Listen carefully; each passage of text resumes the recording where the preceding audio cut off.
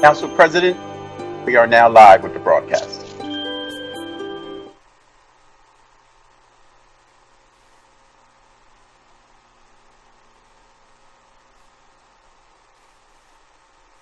Shall I continue? Thank you.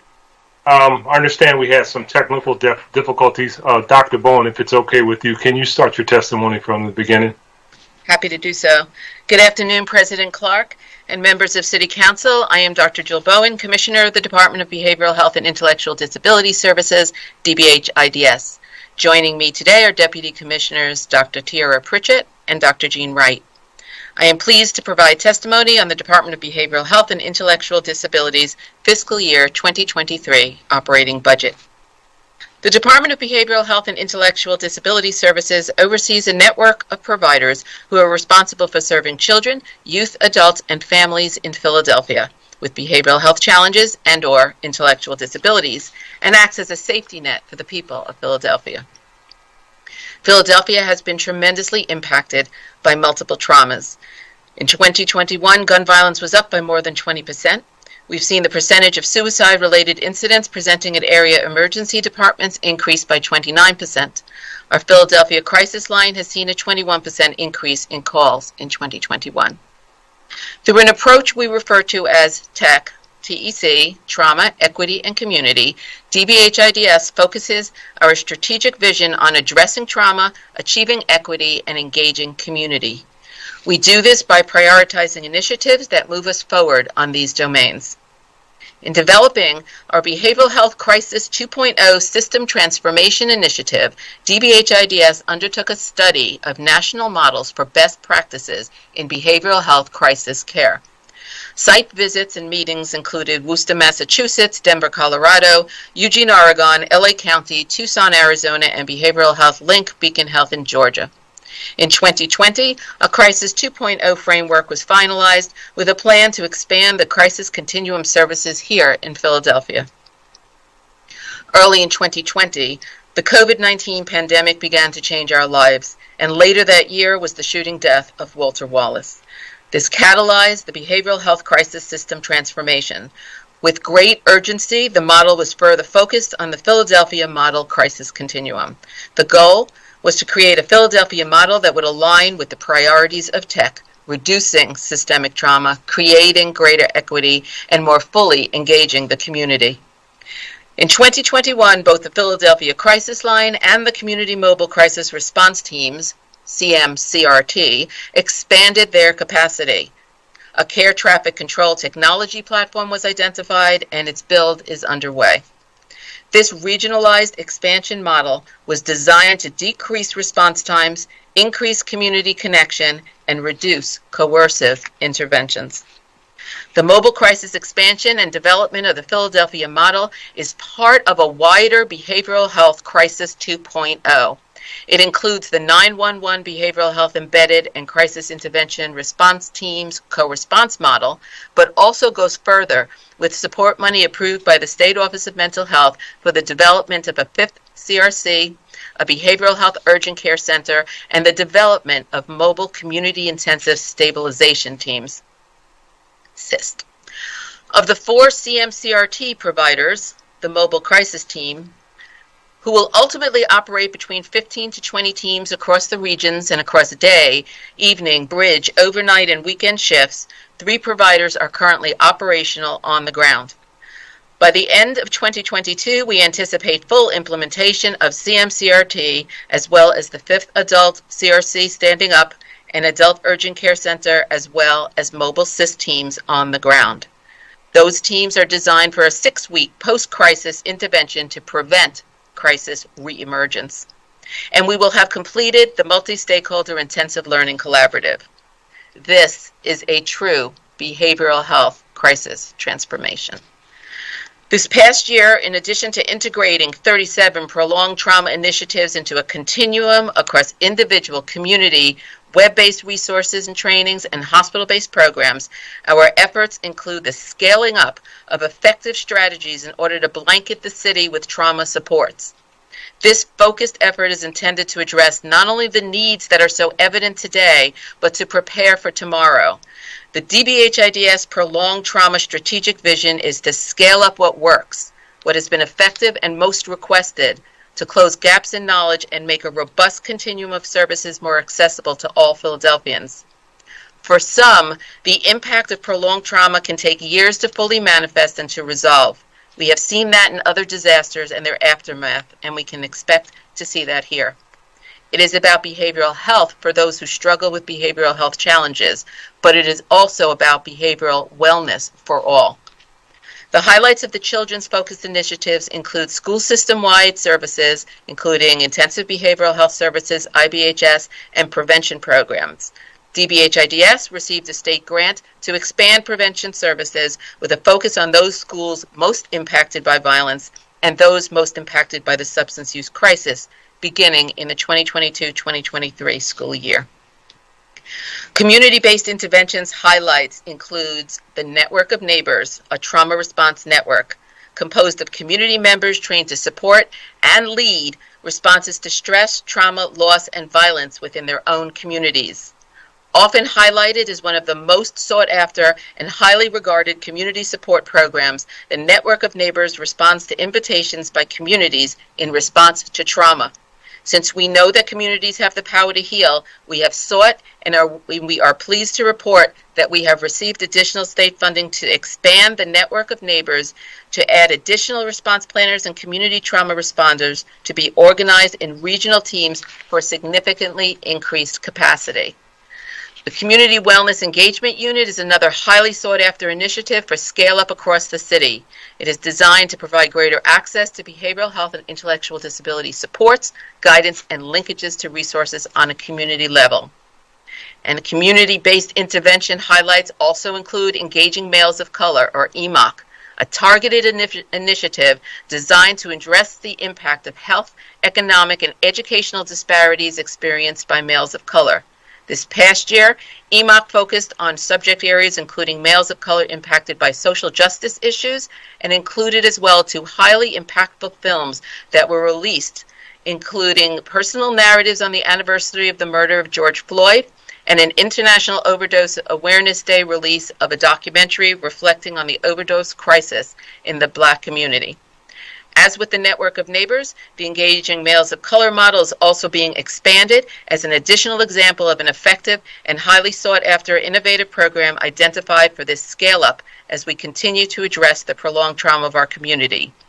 This includes the development of an Engaging Women and Girls of Color, or EWOC, initiative to focus on identified health disparities for women and girls of color, their strengths, and the power of community to heal. In closing, we appreciate the ongoing support of Council and the opportunity to highlight behavioral health and intellectual disabilities efforts and strategic vision as we move forward in fiscal year 2023. The approach to reduce systemic trauma in the behavioral health crisis 2.0 transformation focus on expansions of community-focused trauma-reducing initiatives are intended to blanket the city with trauma supports. DBHIDS is committed to working with our city partners, community stakeholders, and provider network to safeguard the behavioral health and well-being of all Philadelphians. We look forward to working with Council and other stakeholders to advocate for resources to support our most vulnerable people. My staff and I welcome the opportunity to meet with Council members at your convenience to engage in further discussions regarding content I have presented before you today, and our staffs are already in discussion to schedule such a meeting. At this time, my colleagues and I are happy to respond to questions. Thank you. Thank you. Thank you very much, Dr. Bowen. Just had a couple of questions before I turn it over to my colleagues. So in your budget detail, you show a $3.9 million increase in funding for mobile crisis teams. How you spend the additional dollars if successful? So looked at as it relates to your mobile crisis teams. And the second part of that question, are there any parts of the city that are now not currently covered by the mobile crisis teams or that would potentially not be covered? The additional monies break down in a couple of different ways, much of it for continuing to fund the mobile crisis teams as they continue to work up their billability and their ability to be funded in part by Medicaid dollars, which is progressing but slowly. The other use of the dollars is to expand the ability for communications, and also the licensing and accreditation that is required for the Philadelphia Crisis Line, and other transitional system transitions and infrastructure builds, including technology. So there's a number of breakdowns of that funding. And you will see as you look at the 5-year out that goes down a bit in the outer years. All right. So for those the individuals that may be watching, that may not be privy to some of the details about the function of the mobile crisis team, can you just briefly explain what the mobile crisis teams will do on a day-to-day basis to the general population? So first, I want to make sure that I answer your previous question, Council President. There are 3 providers with multiple teams on the ground. We do have 24/7. Not all the providers are up and operating 24/7, so that means we're not fully regionalized yet, because there's coverage by the providers that are able to be at 24/7, and so there's that's spread more across the city. But 3 of the 4 providers are active and on the ground, staffing up and increasing their presence on the ground. What community mobile crisis teams are response by behavioral health, social service response. They are made up of teams that include a behavioral health specialist, they include a nurse or a medical person, and they include a person with lived experience. And these teams respond to calls, behavioral health crisis calls that come into the Philadelphia Crisis Line. So that's the 215-685-6440 number. They will assess and triage through that line, and if needed, they will dispatch a mobile crisis team that will go to wherever the person is. They'll go to the house, they'll go to the community, and they will respond. There's no police involved in that response. It is meant to be a community response to a community need. What they will find is that there will be an effort to resolve the conflict in real time, which means that they will be looking widely at what the situation is that the person is struggling with. Sometimes it'll be that there's an issue that has to do with housing. Sometimes it's a behavioral health issue that requires a referral or connection or linkage to care. Sometimes it's a substance crisis that needs intervention. So whatever the scenario is, they will engage with the individual, any support people, family that the individual is comfortable with, and they will work to resolve the crisis in real time. Okay, thank you. And with respect to the coverage, is it formula driven, based on activity, based on projected need? I mean, how do we, because we have limited resources, it sounds like we can't cover the entire city. How do we make those? We are covering the entire city. We are absolutely covering not 24 hours, right? We are covering the entire city 24/7, but we're relying on fewer providers than when we're fully operational, right? So when we're fully operational, we will have 24 providers that are covering regionalized. The purpose of a regionalization is increasing response time and getting to know the community better. So that's what's not happening now, but we do have a 24/7.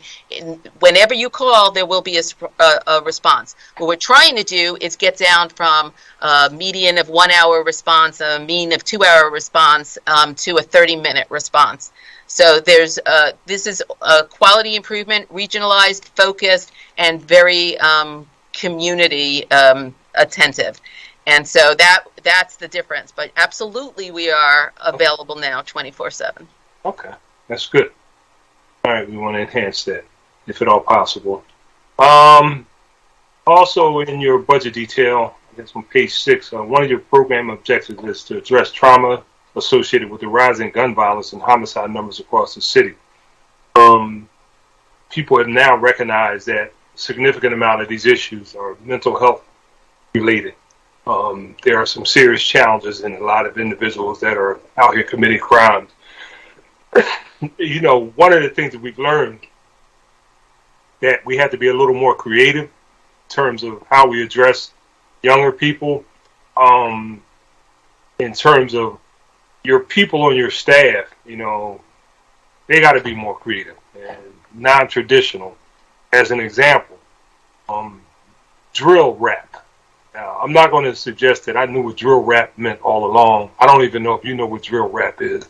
But there are a lot of people that believe that drill rap, and if anybody on your team ever heard of that, they believe that this in large part is a driver of violence because it promotes violence with all types of language, and it is an ever-increasing platform that unfortunately a lot of people are paying attention to. So as it relates to your social media, I guess analysis or your ability to pay attention to social media, because we know it is driving a lot of that behavior. Do you have individuals on your staff that may be well versed or potentially be in a position to monitor these types of activities? I know we talk to the police all the time about monitoring social media, but there's an underlying cause of a lot of this, and this mental health challenges. So what about your squad? The best squad on the planet. So first, let me just say, I'm going to respectfully disagree with you that we don't have an incredibly innovative and creative team. And in fact, I didn't say you didn't. I'm just asking you if you do. Okay, so so let me rephrase that. We sure do. And in fact, we are looked to as progressive and innovative across the country and in fact internationally. And we get a lot of calls about our models and our approaches. And there's a tremendous depth and range of behavioral health in this city, and a lot of innovative approaches. In fact, we have a dedicated division that is planning and innovation. We also it's not just us, it's our partners, right? So staying in touch with what's happening on the ground also means partnering with a wide range of people who are on the ground, whether that's, through our advisory committee or it's partnering in events. So Engaging Males of Color, for example, is an innovative program that we are expanding, partners with many grassroots, community-based organizations. So we partner with traditional behavioral health partners, but we also partner with non-traditional behavioral health. As far as monitoring social media, we do that to some extent.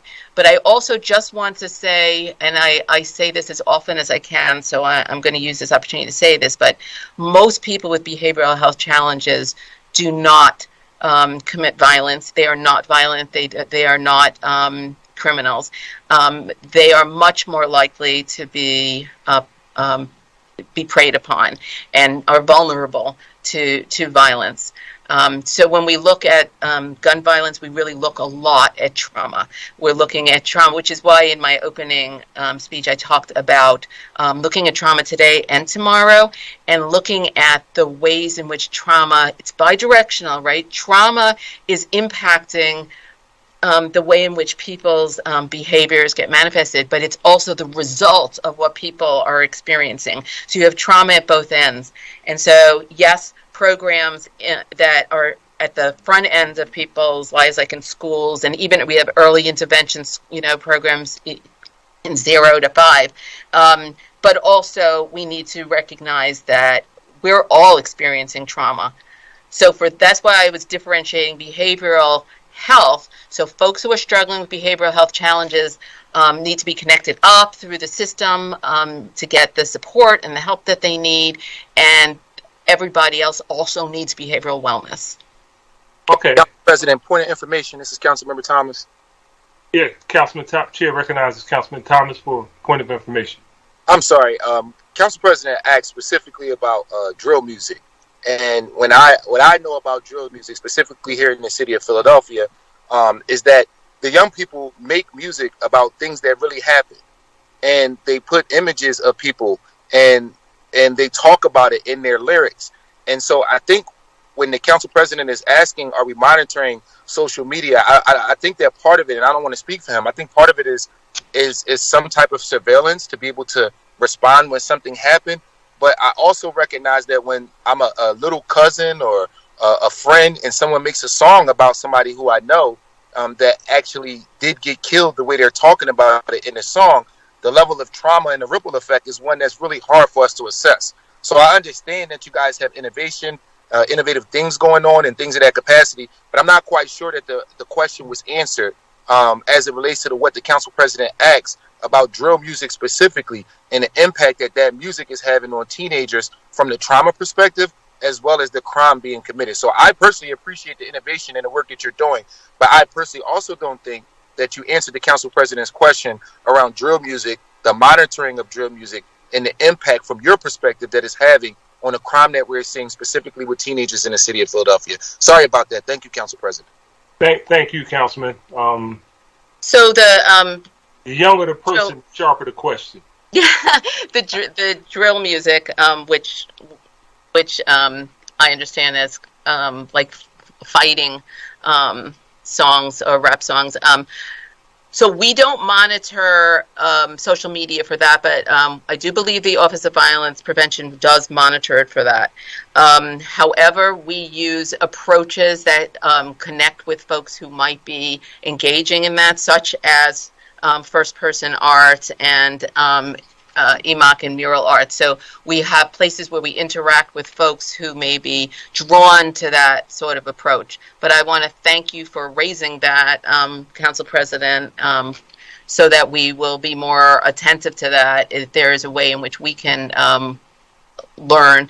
But I would be very surprised if my staff is not already on this, so we may have to get back to you a little bit on with a little bit more detail.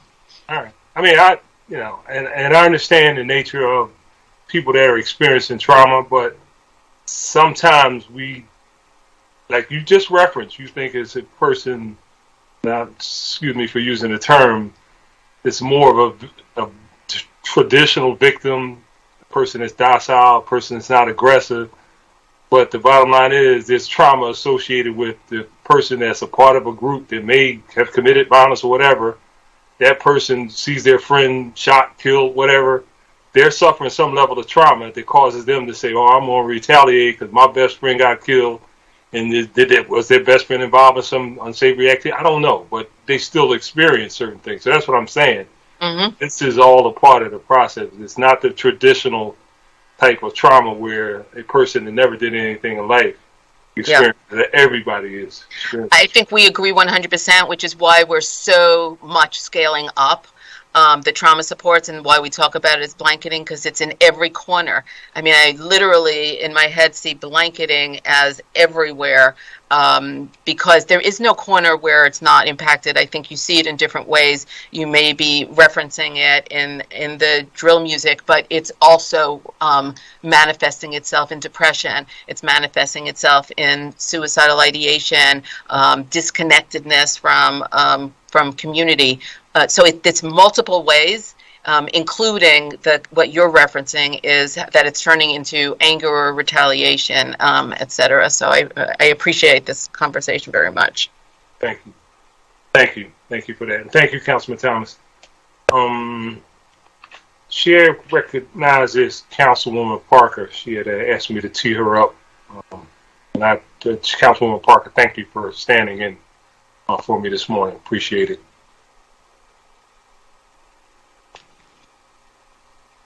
Councilwoman Parker. Oh man, I know she had to go. Did she leave? Okay, sorry. All right. Chair recognizes Councilwoman Brooks. Thank you, Council President. I want to begin by, flagging my overall concern I have. I'm concerned that this budget doesn't make enough strategic investments to ensure that the emergency response system does not send police to people who are experiencing mental health crises in the street. The current level of funding in the budget to provide social service solutions to social problems doesn't demonstrate our urgency to fully invest in proven successful alternatives, but rather affirms our approach to mental health responses being related to the criminal justice system. So my questions are primarily about the mobile crisis unit. And I wanted to know how was last year's allocated money spent, and help us to understand the workforce and the process. Like, what is the training the providers receive? How similar is the pay for these frontline responders as compared to other similar responders? And where are the teams stationed? And why will people, like, what's the response for people who are living unhoused or who are overdosing? And I know that was a lot, but I figured let me get it all in one. Okay, so first I want to be clear because I still think that there's a misunderstanding of what the community mobile crisis response teams that have been funded and supported by council and the administration last year and into this year, those are non-police responses. So I want to be clear, this is a major expansion of our ability to provide community response teams. And the Philadelphia model does not include, there is a co-response part of the overall structure, but that is separate from the build-out that we're talking about here. When we talk about CMCRT, or Community Mobile Crisis Response Teams, those are community responses by behavioral health professionals and people with lived experience. What's going to come to you is not police. There will not be a siren. There will not be a triggering of trauma. This is meant to be a response to people who are already in distress, meant to mitigate that distress, reduce the experience of trauma, not be additive in any way. The expectation is that this approach will reduce coercive interventions. So we're looking for no arrests. We're looking for significant decrease of 302s. The training program, which is an intensive learning collaborative that all of the providers are engaged in, along with other members of the continuum, stakeholders, community members, is intended to make it a consistent approach, an approach that is designed, as I said, to resolve crises in real time, whether it's a substance crisis or a mental health crisis. If they're called, and remember, this is dispatched through the Philadelphia crisis line, right? So a call is going to come in, it's going to be triaged. If somebody's experiencing an overdose, it's at the time they will need a different response. Obviously, they're at risk for overdosing. So when the team goes out, they will be engaging folks and more than likely spending some time to figure out what it is that's contributing to the crisis, seeing how they can resolve it immediately, but also put into place some supports, whether it's behavioral health treatment or they determine there's a social determinant like housing or food insecurity, or one of many social drivers of behavioral health that may have been contributing to the crisis. So, Dr. Bowen, but we're still investing in both. In this budget, we're still investing in police co-responder response team and the community mobile crisis response team, correct? Yes, the budget for the community, the CERT or the co-response is actually through the Office of Criminal Justice, and we are their partner. So our role in that is to oversee the behavioral health providers. So when does the dispatcher send out a co-responder crisis intervention response team versus the community mobile crisis response team? It is like, what is the criteria for the call? So like, yeah, okay, good. Good question. The calls for the co-response come through 911. That's the dispatch. The calls for a community crisis response team come from the Philadelphia crisis line. So those are different inputs that result in potential. Now, if a call comes in to 911, it may actually not need a police response. So we're doing some work there too, quite a bit of work by embedding, helping to create trainings and helping to develop scripts so that they can differentiate. We will be there with them to help them differentiate, because what we want to do is if calls do come into 911 that do not require police response, we want to pull them out of there.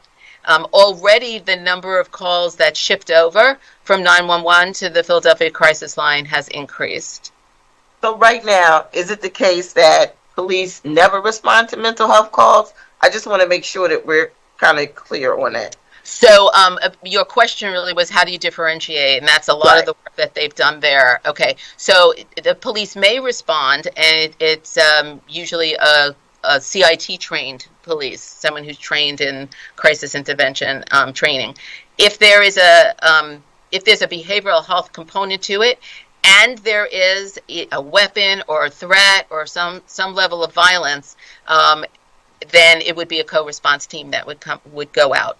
Ultimately, behavioral health calls that do not need any sort of police response, there wouldn't be a weapon involved or an imminent threat of a sort. So that's why we have a continuum, right? There's calls that come into 911 that would be appropriate for a police response, especially if there's no behavioral health particular component to it. And then if there is a behavioral health component, but there's also a risk of violence or threat associated with that, a weapon is the best example of that, then it would be a co-response team.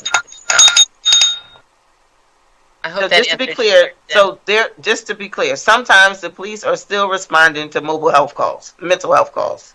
There is a possibility. Through co-response, through co-response, they would also be there, yes. But I also want to just reemphasize that when you say, where's the urgency, where's the bigger investment, that I just want to highlight again that we worked very hard this year to get a tremendous amount of funding through state approvals. So we are increasing multiple aspects of the non-police what we call in Crisis 2.0, because it's a real transformation of the behavioral health crisis system. Thank you. I put second round in, Council President. Okay, Council, if I can follow up with you. So, let me understand. If somebody calls the mobile crisis hotline number, the police will not show up. Right. I mean, if they call the 215-685-6440 number and they say, I have a weapon, I'm going to shoot somebody, yes, they will send that over to 911. But that is a rare event, right? One of the fundings that we've requested this year is to really ramp up communications around that. Because that's exactly what we want to have happen, is for people to know to call the Philadelphia Crisis Line when they're having a behavioral health crisis. Okay. All right. Thank you. Thank you, Councilwoman. Understanding Councilwoman Parker is back. Councilwoman Parker. Thank you, Mr. President. I was being a dinosaur. I had the morning link. I've been sitting on. Waiting. That was my fault. I'm sorry. It wasn't your fault. Bob sent it. I did it, Mr. President. No problem. Thank you so very much. Jill Bowen, it is great to see you today. Need to start off by saying thank you to you and your team. Bug you all often, Nicole, Levan, and I thank you all so very much for being so responsive. I want to start where I started earlier today with all of the departments who have come before us, and that was to ask about their diversity, equity, and inclusion efforts, and to stress to you how very important that is, that the people who are administering the services in our city look like the people they are serving. And so cultural competency, from our communication is extremely important to me. With that in mind, talk to me, if you will, about this report. Last July, our controller released a report, and if you've already addressed it, I apologize for coming on late, regarding management practices. They're specifically related to contracting done by CBH and overseen by your department. Tell me, if you will, what have you all done to address or rectify any of the issues that were outlined in the report? around claims submitted by quote unquote third party providers under contract with CBH, the internal controls and processes around the handling of those claims. And this is what they included. 1 was documentation, 2 was the reimbursement process, 3 was procurement, and 4 was a lack of oversight and accountability in what was called CBH's administration of health choices, and your department's oversight of CBH. I remember when it came out, I just don't remember people having an opportunity to really hear the response of the department. What was your response to that? Thank you, and appreciate the question. So I believe you are referencing the controller's performance audit, which is an audit of many years back. The audit itself was a very long, multi-year process, and it was reviewing data from a period back many years. So I think our response to it was mostly, thank you, and that we appreciated it. Many of the concerns that were raised had already been addressed in either the normal course of quality improvement. There's been a lot of leadership change. I think it was several commissioners ago in that time period, and several CBH CEOs ago, several CFOs ago. So over the course of time, there just have been numerous improvements. So a number of those items had already been picked up and addressed, and those that needed to be addressed were either already in process or have been addressed. I can tell you. Immediately tell us of those things that needed to be addressed. So I would argue that what you're saying is that many of the issues that were raised were prior to your even arriving there, and you're saying some of them have been addressed, but some they were still ongoing. Tell us, if you will, when you saw the audit, what were you still working on that needed to be addressed, and where are you with that now? It's all been resolved. All of those issues have all been resolved, and I mean, your question, I think, was focused on DEI, and if I can respond to that, I would like to. Wait! I just want to make sure before we end this part. I want to make sure that you're saying that all of the issues associated with the documentation, the reimbursement process, the procurement, and the lack of oversight and accountability in CBH's administration of health choices and your department's oversight over CBH, you're telling me that all of those issues have been addressed. I just want to make sure that that is on the record. Yes, and I will, we can get you a summary of our response too. Please do. Some was an issue about the auditing process, et cetera. So we're very comfortable with where we are right now, and took that seriously, reviewed and took that seriously. And they most, like I said, were reviewed, and most had already been resolved, and others have been resolved since. So we can get you that if you'd like the details. This is some time ago that the report came out, so I don't have it just right at my front. But seems like a long time to you, but a long time is not. It's not even a year, because it was released last July. So while it was last July, that's when the controller released the report. That's so right. Like you say, a long time ago in Philadelphia, it's not even a year. So that's not that long ago.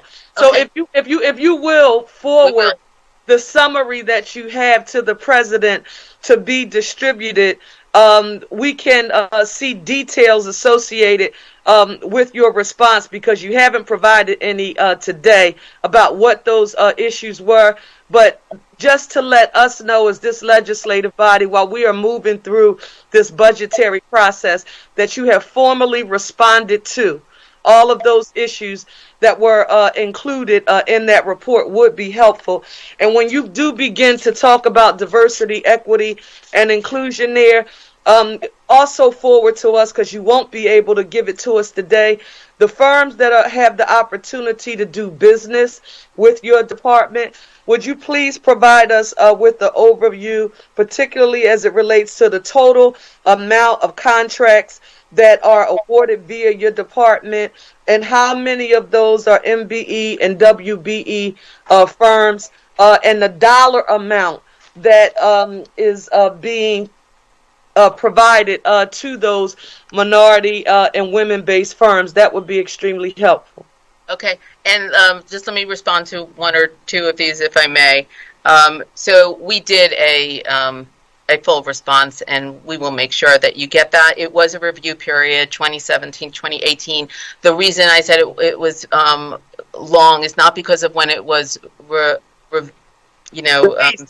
released. It was because it went on for many years. So we were working on it for many years. The actual audit process, there were multiple auditors, and there was just a process. So we were working, alongside those auditors for a couple of years, actually. So that's why I'm saying it had been resolved, and it was, as I say, 2017, 2018 year. But we're happy to share that with you and feel we're in a good place there. So let me respond to your other question, because I would really like to respond to what we are doing on the DEI front. First, let me just say that 73% of CBH providers are, again, you know that we have mostly nonprofit providers, so I'm going to be talking to you about minority owned, operated. 73% of the providers and 61% minority. The providers are 61% of the providers that contract with each, and 75% of those subcontract. But I think most importantly, because what I hear you saying is what we are saying here, which is it's not just about the numbers, it's about the percent of the dollars. And we take that very, very seriously. We've done a lot of work there, and I can tell you that by the dollars percent, minority-led operated are 68% of the dollars that are contracted through CBH. And if you add women to that, it's 75% of the dollars go. And over 5 years, that's a 14% increase in dollars for minority, and if you add women, it's 15.6% increase. So we take that seriously. We know the difference between the number of providers and the percent of the dollars. You mentioned the percentage, but do you have some sort of average for us, or an approximate amount when you talk about 68% of the dollars? What kind of amounts are we talking about here? We're talking about a total of almost $600,000 that goes to minority providers. Mm-hmm. And I also would like to highlight, if you'll allow me, that we have on the city side, our leadership, our workforce is 79% minority. Our executive leadership is 75% minority and 50% women. I would also like to just highlight that we have done a number of things through we have a DEI leadership, we have DEI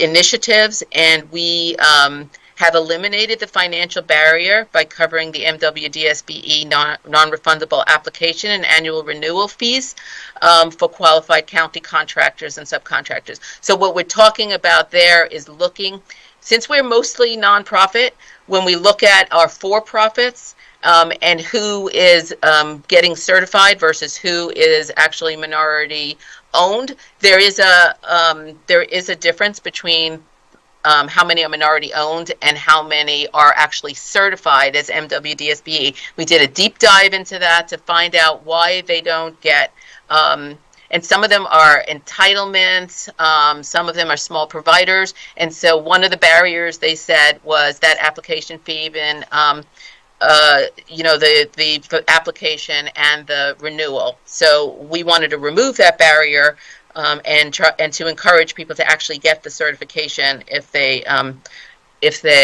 qualify for it. Thank thank you for your response to my questions. I appreciate and look forward to getting that information in writing, as well as a summary of your response to that audit, but a deep dive into those dollar amounts. And I'm glad you mentioned on the record that a percentage alone means nothing without knowing the total spend and then what you spend directly with those MBEs and WBEs, whether or not they're certified or not. Correct. Because that's their Correct. decision. Thank you so very But much. I do want to correct one thing, council member. I think I said thousands instead of millions. We're in the millions here, okay? You said $600,000, and that's why I told you I would wait for your response and write, because you will did not send it. want that on the record because it was not accurate. Thank And you. I just did not want to say that on the record. I appreciate that. The President. Yes, I've got my crack team letting me know I erred. Thank you very much. Thank you, Mr. President. Come off of mute, Mr. President.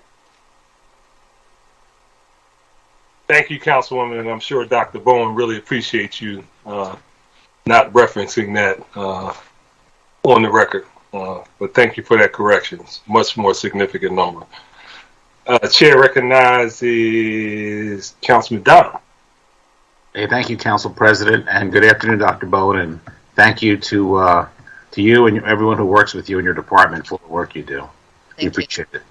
I have two quick questions. One is, and I don't know if we have the statistic, but of all the serious violence that's occurred in the city annually, do we have any statistic as to what percentage of that is related to mental health issues? That is so I'm not going to have an answer for you for that. It's a significant question. It's one, again, where I want to emphasize that most people with behavioral health challenges are not violent. And having a mental illness or a substance disorder is not a crime. So I just really, it's important to say that.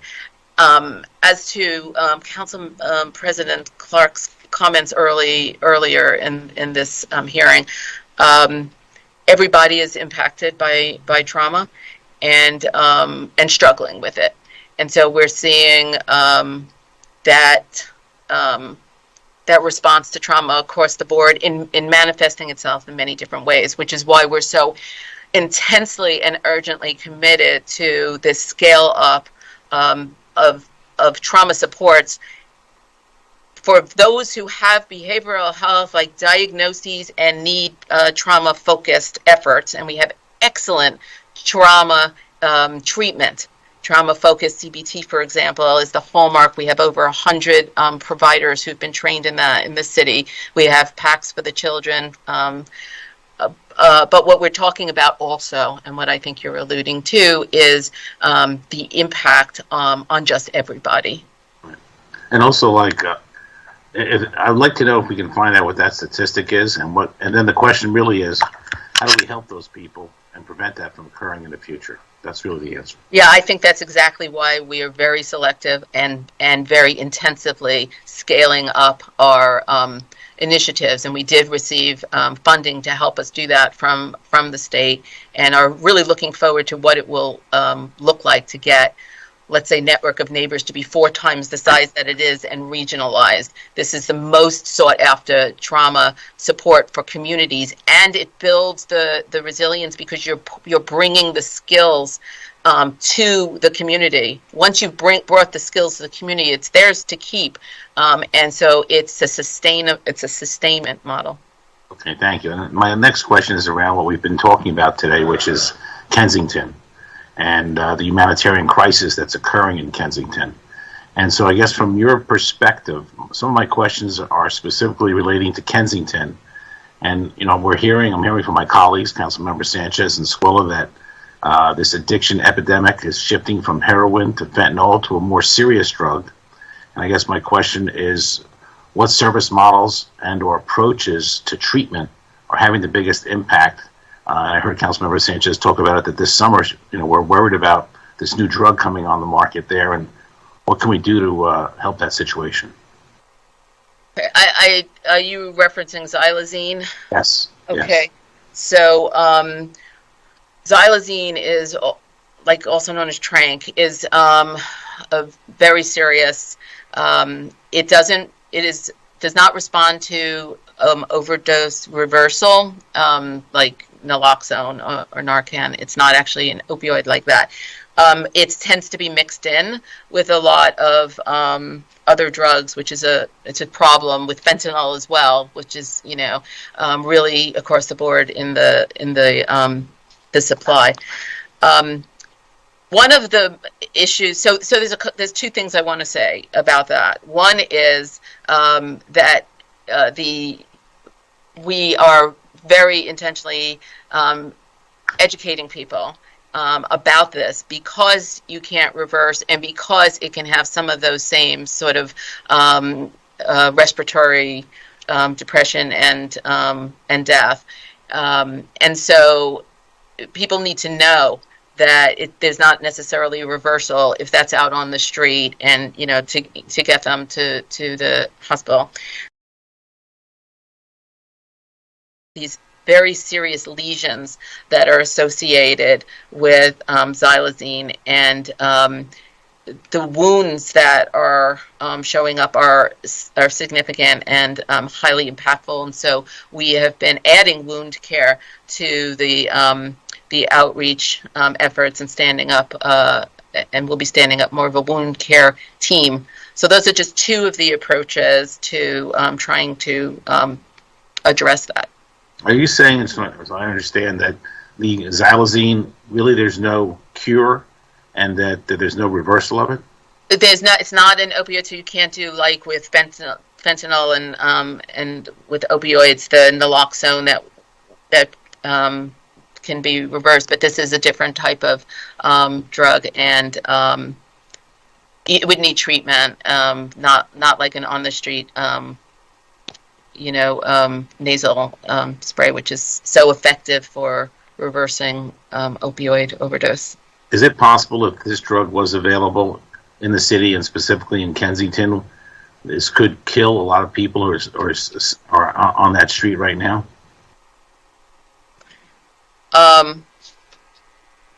Yes, I think that it's probably somewhat on the street right now, but I think our major challenge and our major it hasn't quite hit yet. Like it's something that people are prepared for and are thinking, is that, but it hasn't quite hit us, but we're watching for it. Fentanyl is our biggest adversary right now, and it remains so, and we probably shouldn't take our eye off that at this time. It's really fentanyl that is in so many of the drug, so much of the drug supply, and it's quite deadly, as we all know. And so we heard today that over 60% of the people in the Kensington corridor may have Philly IDs, but they're not from Philadelphia originally. So my question to you is, are you getting a lot of support from the state and federal governments to help you specifically in Kensington and other parts of the city with these issues? So I can tell you that the SCAs from the different counties work very closely with our SCA, and they work closely to make sure that who is funding which treatment from where those people are is sorted out appropriately. They also get a number of Philadelphians in their counties. So there's just a number of activities that go on between the shared SCAs that really speak directly to this. It's a strong relationship there, and they work that out in terms of how they can help either move folks to the right county, or at least cover the cost. And for Medicaid as well, if you're in this county, they will contact the Medicaid in the other county, who will pay for the cost of the treatment. So there is definitely an eye on this, and conversations that happen cross-county, especially with our closer county neighbors. And do you feel, my last question for you today, do you feel what we've been doing there the last few years has been successful?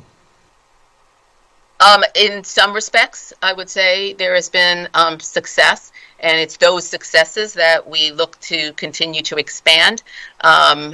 So there are successes in terms of folks who have been connected to housing through the outreach teams, maintaining that housing and being able to go on to permanent supportive housing. So look at the folks that you are able to help get into treatment and to services, and many of them are able to make it through. It's like 65% of them we have seen from tracking people from the encampments from a few years ago and where they are in last spring of 2021. We have expanded our treatment this past year. We've expanded our warm handoff sites. We've expanded our bed capacity. We expanded our recovery house beds because those work. So you have to look at what is most effective and scale it up. You'll hear that as a part of the strategic approach and strategic vision for DBH IDS. Okay, thank you. But keep in mind, we still have 800 people living on the street there. So and that's and appreciate actually you're raising that, because those numbers represent different subgroups, and this is really important and something the community has talked to us a lot about. Some of those folks come they're there for a day, and then someone else is coming for the day. So I think, how to address the different strata is something that's very complex, requires cross-system integration, and there is a good amount of cross-system integration that is underway, like through the opioid response unit and some other approaches. I think you may have heard today about the 100-day challenge, but the attempt to kind of, a complex scenario, which is happening in multiple cities. And by the way, we do get reach out, like, what is working here in Philadelphia, because, the struggles are in many cities. But what we are really focusing on right now at DBH IDS is those who tend not to come in, that you engage, and yet they still don't come in. And how can we address that in somewhat different ways? And one way is to make sure that we have sufficient recovery house beds. Recovery houses include things like core services, so people, when they come, we maintain the recovery through the social determinants. We know housing, jobs. These are the key issues here in terms of folks being able to succeed in their treatment. Okay, thank you very much. Appreciate it. Thank you, Council President. Thank you, Councilman. Chair recognizes Councilman Green. Thank you, Council President. Dr. Bowen, pleasure to see you. Thank you for the work that you've done leading Department of Behavioral Health and Intellectual Disability Services. As you know, we've had numerous conversations about a number of issues that impact our city. In particular, I've heard from various providers regarding the concern in reference to recruitment of staff. We all know in multiple industries, the pandemic has really impacted the ability to bring in staff to provide the services that are needed to the citizens of our city. And when you think about not only some of the questions that came out earlier regarding how we're providing additional responses to issues of people dealing with behavioral health, but also increase in telehealth and just a greater demand for behavioral health services by so many constituents as we're dealing with the pandemic. My question is, considering the rate of pay required by the city of Philadelphia at $15 per hour, how are we helping to provide resources to providers to meet this need? I know your organization, as well as CVH, have been making suggestions about tuition reimbursement, other type of ideas like having fairs, recruitment video, but that puts the onus on the provider. And for many of our providers, especially our culturally competent providers, not having the resource to be able to pay the staff they need is really an impact. So how is your department addressing that in this current budget? Thank you for that. And I'm just pulling because I have notes up on the wall here. I would like to respond both to telehealth and to the workforce challenges. First of all, the workforce challenges, we needed to know more specifically about what was happening. And so CBH undertook a detailed survey to see where the greatest gaps were, what levels of care they were manifesting in, and what types of roles and what types of jobs were being most impacted. And so that was incredibly helpful for us to be able to focus with those providers, have those providers come, and so that we can strategize together with more specificity than just the overall. Throughout the challenge around the workforce, there have been rate increases. There have been additional funds that have helped many of the providers to do things like recruitment bonuses and retention bonuses, and also to look at potential increases in some of the salaries. So there has been additional funds that have flowed for that, where that was possible.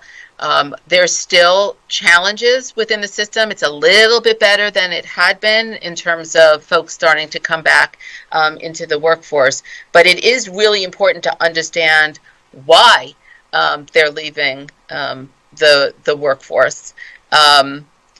There is advocacy at the state, and some state legislators are introducing some of this statewide to address this workforce issue, because it's kind of ubiquitous. It's not just in Philadelphia, but we have learned that there's while wages is one of the issues, so is secondary trauma and burnout. So is risk of exposure. And telehealth was extremely helpful, not just for folks who were receiving treatment, but for the workforce as well. So with gradual return back to the office, have decided that they didn't want to come back. But there are a number of initiatives. You mentioned some of them, trying to re-engage the workforce. I'm going to say something I've said before, which is it's not just about today, it's also about tomorrow.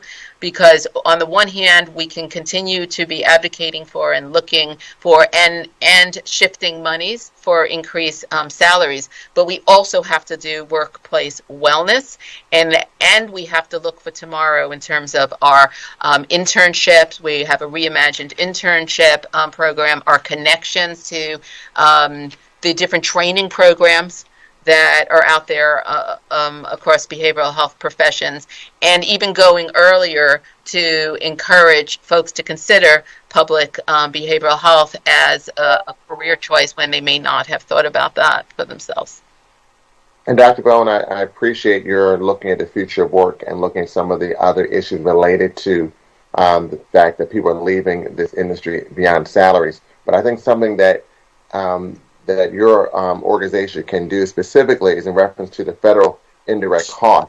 My understanding is a 15% cap on using those dollars.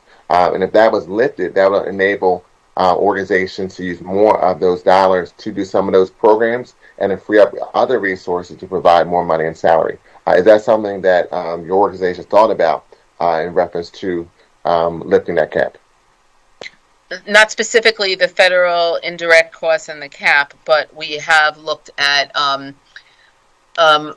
focusing on some of the areas where the stressors are greatest, and increasing rates and increasing ability to hire more folks to take some of the pressure off of some of the to increase the capacity and some of those pressures. So we'll take that back and add it to our multiple efforts, and we continue to be looking at everything that's possible. There isn't anything off the table when it comes to this. So we'll definitely take that back and take a look at that as well.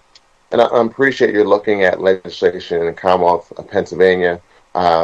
I've heard about this issue from around the Commonwealth through some of the organizations I'm involved in. But the dollars that these providers have, if we're able to lift the cap, that's dollars they can use right now as a way to address some of these issues, like some of the things we've been talking about this afternoon. So I think having a commitment to saying we're going to release the cap to some degree can help provide resources to organizations right now that are dealing with significant staffing issues with constituents who need services right now. And I know telehealth has been very helpful. We've had multiple conversations about how telehealth now is being used in a way it has not been used prior to.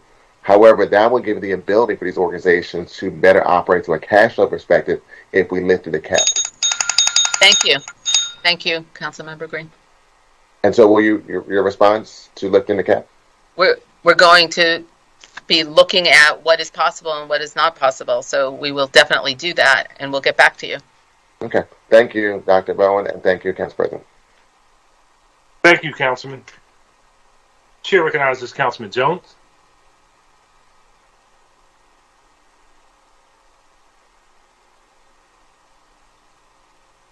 Hello, Councilmember. Councilman, Thank you, Mr. President. Hey, I was muted. Thank you so much. I have a two-pronged question. One, the exotic nature of the mixture of drugs that we find in Philadelphia these days, cut with this, cut with that, usually something more addictive, less expensive, easier to get.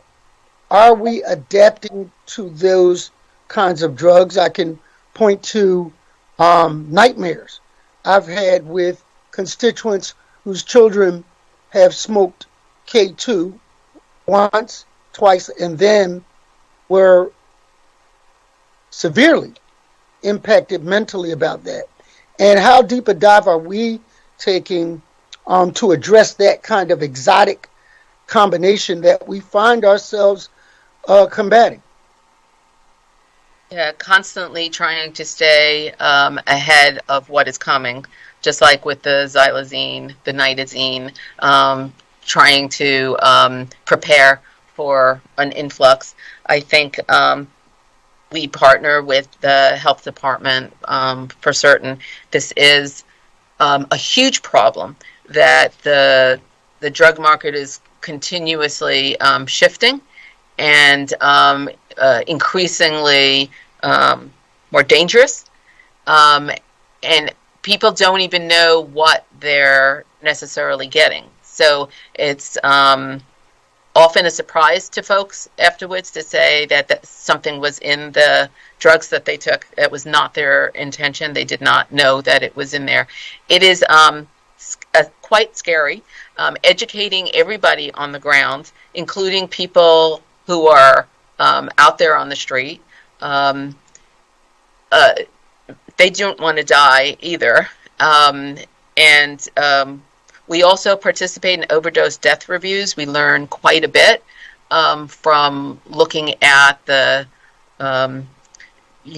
history of the individual and where they touched the system and what was most helpful and what could be improved, so that we can continuously improve that from a systems perspective. The treatment folks, we have a phenomenal treatment provider network here. So between our academic providers and our treatment network, there's a constant effort to ensure that the treatment that's being provided is up to speed with what is actually happening in terms of the drug supply. To what degree do you work with the health department to work with the prisons to examine who we are detaining and putting into the prison population? Because a lot of folk from all over the city, but in particular those that we pick up from Kensington, have to come down from those drugs. So I want to tell you that we have an entire division at DBHIDS, it's Behavioral Health and Justice Division. In fact, Dr. Wright is on with me right now, Deputy Commissioner Dr. Wright, and I'd like him to answer this question because he's going to have a lot more detail on it. And we are we're very involved and very active in this space. So, Dr. Wright, do you want to pick it up and respond to Councilman's question? Good afternoon, Council. How are you? I'm well, sir. Good to see you. Always a pleasure. Yes, sir. Please repeat the question. So, with the exotic nature combinations of drugs that are coming in, are we adapting, adjusting to treat people that might be incarcerated and how they come down, how they're able to detox in this way, and the strain physically, mentally that it puts on them doing that? That's a volatile time between the time we take them into custody and they actually are able to go in the general population. And we're losing people. Yeah, I just wanted to make sure that I was hearing you correctly, that you're talking about providing treatment after they have entered into a facility. Correct. Okay. So I'll split it in two. One is the county focus, which would be State Road, and then the other would be the DLC. And so for county, individuals that are taken into custody do go through a triage process at the state penitentiary, and they also go through a triage process at the county. And so I do not want to speak for the commissioner of the Philadelphia prison system, but I can say that they do have a provider there that does the triage and helps them with the detox and the transition there. What I can say on our end. Let me just stop you. I'm familiar with the provider. I won't name them, but I know the name. How closely do you work with them to make sure who's watching them so that they are as in tune with what's going on the street as you are? We work very closely with the Philadelphia prison system in terms of the specific provider. We recently received a grant to have a navigator and staff person to work directly with the provider. And so we are in the process of standing that up, and we are very excited about that opportunity for that cross-learning and cross-support. And so that will be coming online relatively soon. Well, we appreciate that. We are faced with a different type of reality when it comes to the drug use on our streets, and we have to adapt in each of the continuums of custody to make sure that we are doing what we can to preserve their life. Well, by way of on the other end of that pendulum, people come home from incarceration, and they come home often to, I don't know if I'm calling them halfway houses, but do you guys certify those homes? Like halfway houses, treatment houses that require maybe some mental health aspect? Recovery houses are now newly being licensed by the state. If we fund them, then we monitor them. And do you deal with any of the licenses? No, we don't license, the state license, but we support those who are in our funded recovery house network to be successful in getting the licensure. I raised the issue because there is a difference between the amount of supply versus demand. There are people that are in jail that can't come home because they can't make that connection to that house. And so I don't know how we're addressing that. So Dr. Wright, I mean, we can talk about the master leasing program, the high five program, the reentry program. There's several ways in which we're engaged there. Absolutely. And those programs have been running fairly well recently. And also we have a unit within my division that addresses individuals that are coming home from the DLC, as well as the county that helps connect them to those services. We call them navigators. And so we have navigators that work within those programs to triage and address what the challenges are, and then connect those individuals in real time to the services and the resources that we have available to them. And my time is up, but what I would like all of our valuable city partners and departments to do is, often people come into our office and say, my son needs to be 302. I love him, but I don't know what to do with him. There are a whole host of programs you guys have with alphabet acronyms that we need to have a cheat sheet to be able to say, hey, maybe this is for you. And I don't know how we can better We usually have a thing called Freedom Fridays where we come in, you guys tutor us on what is available. But one of the things Majority Leader Parker always talks about, when somebody comes in and that person lives in West Philly, North Philly, South Philly, here's what's near you. Here's a portal you can go through to get help, information, and services. Those kinds of documents, I know that they're usually the first thing that's cut in a budget, but they're probably the most valuable piece of information we can give our constituents. So our teams have done those briefings. We also did resource drops to all council persons' offices so that you would have those at hand. I also want to say there is a one-line call. You can call the member services at 888-545-2600 and ask those questions. So you don't have to know, you just have to know your question and call and ask, and they will direct you and help you with that. You can also refer people to dbhids.org/boost, which is Boost Your Mood, and all the numbers are there and the information is there too. So that kind it's 24/7. But for slow people, can you put that in the chat? Your people put that in chat so my people can get it?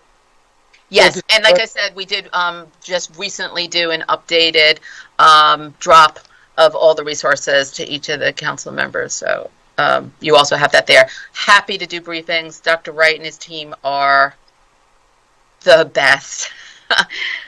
I didn't just meet Dr. Wright. Okay. He's a friend. All right. Thank you very much, Mr. President. Thank you, Councilman. Chair recognizes Councilwoman Quinona Sanchez. Good afternoon. Good afternoon. I have not met Dr. Wright, so he needs to come back on because I have a lot of questions for him. But before we go there, thank you, Jill, for this conversation. Real quickly, what is your total general fund contribution to your department?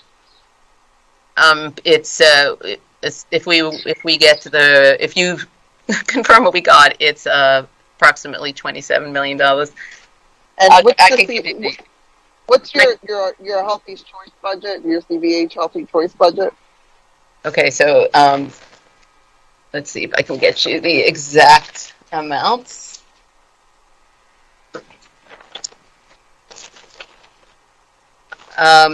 It's somewhere in the range of 1.2 billion. So I'm giving you a general because it's just not right in front of me right this second. I can get and your annual reinvestment fund allocation. That varies. Yeah, no, that varies tremendously because they're multi-years and they're different by initiative. And what is our treatment budget right now as it stands in this new proposal? Our treatment budget, yes. Our drug treatment budget. Oh, the drug treatment budget. Okay. I will get that to you quickly. Okay, it's just not organized like that right this second. So I want to follow some of the questions that were earlier around what has changed in our methodology for treatment. You mentioned xylazine and the fact that it doesn't respond to Narcan and it's creating wound situations. Talk to me about the barriers, access barriers to treatment, and how are you modifying those to deal with this reality? Open wounds could create a barrier to someone going to treatment. So tell me what we've changed to address this new reality. Yeah, so what we changed was to increase wound care on the ground, mobile wound care. And so if I have a wound care, because in the past, if someone had open wounds, they were not directly allowed to go into treatment. Tell me, what barriers do we still have for people getting to treatment when they're ready? So the barriers that we still have are if it's a very significant wound, it needs to be treated first before the person is able to go into rehab because they don't have the ability to treat such a significant wound in that setting. So so what are we doing with folks with this new reality since xylazine is creating these, what I hear to be very horrific kind of situations because they can pop up anywhere in the body. So what happens to a person who's ready to come in treatment, has a wound? Where do they go? Where do they stand? Any and every wound. We're trying to increase the range of wounds that we can treat, either on the ground, mobily, or on site. It's not going to be every wound that is going to be possible, but we're trying to increase the number of the types of wounds that we can treat beforehand. Is there any discussion about helping the providers have the ability to do some of this wound care? Sure. Yep, but those are discussions now. We've acknowledged what you're acknowledging. Okay, yeah. What have we changed, given fentanyl that you mentioned, what have we changed in our treatment methodology to respond to how fentanyl is impacting people's brains and bodies for treatment? So, again, the best way to prevent people from dying on the street is naloxone and Narcan. Also, to make sure that people know what's in the drug supply, so that they can be on alert for something, is strong and powerful. One of the things we've really undertaken is the support for the education of the folks to know, especially if they are not necessarily opioid users, that it's in other supplies as well, and they are more likely to die because they're not used to any kind of opioid in their system, and so that is one of the places where we've really focused some of our attention. So we are finally getting to a place where we might be able to open up AMP court, drug court, whatever is known. Thank you. How are we going to ensure that court will have immediate access to treatment if we're going to have a carrot and stick approach? And what is your thinking about, whether it's a provider or a systems change to make sure that could be successful? So we have people at the court. I mean, we have folks embedded at the court so that we can be there with them, for them. And in fact, that's a great question for Dr. Wright to answer. But before I pass it to him, I want to tell you it's a $57 million for OAS drug treatment budget. $57 million? Mm-hmm. Given this crisis? Okay. Dr. Wright, can you... Yes, but the Medicaid SUD calendar year 2021 was over 11 million. Okay, so we're differentiating all care. Okay, so it's a wait. This is coming in real time. 1 second. Okay, you can submit it to the chair because I think it's important that we look at what we're doing in the different pots as it relates to responding to this crisis. And obviously, Kensington is ground zero, but this is a citywide problem, as most of the people who are on active methadone or SIR treatment are all over the city, and in specific parts of the city that are not Kensington. They just come to Kensington to get their drugs. So, yeah, if you could forward that. Dr. Wright, speak to me about what we're doing, what we can do with our programs differently if we are successful in setting up this drug court, and how can we ensure that that we can navigate your systems? Yes, thank you, Council Member. We, as Dr. Bowen mentioned, we already have staff. We refer to them as navigators, but we also have clinicians available that already support the FJD in both the Court of Common Pleas and also municipal court, depending on the program. And so we have what we call the specialty courts, and there's several: vets court, drug court, several different courts that you're aware of. And so if AMP court was to come back online, we would certainly be open to providing support in those spaces as well. One of the things that is happening now as we are restructuring and enhancing a lot of the services that we have is we're looking at how we can incentivize and attract, the best candidates to be able to work with us and do those things. I think Councilmember Green has touched on that before in terms of the challenges with staffing. And so that's not just with providers in the community, that's everywhere. So our intent to make sure that we have staff that can support in that way. Okay, I'll come back in the next round because I want to talk about the question I asked Eva earlier. I know the departments feel they've been they've had some success in Kensington, but we are in for the worst summer we've ever had, and want to talk about how we're preparing to address what is 800 people in active drug use on the streets of Kensington, and what we're going to do to keep people safe this summer. But we'll talk about it in the second round. Thank you. Okay, I do have that number for you for SUD treatment in 2021 is nearly 220 million. Thank you. Thank you. Well, I was looking at the uninsured. I'm sorry, there's a lot of numbers in front of me. Thank you. Thank you.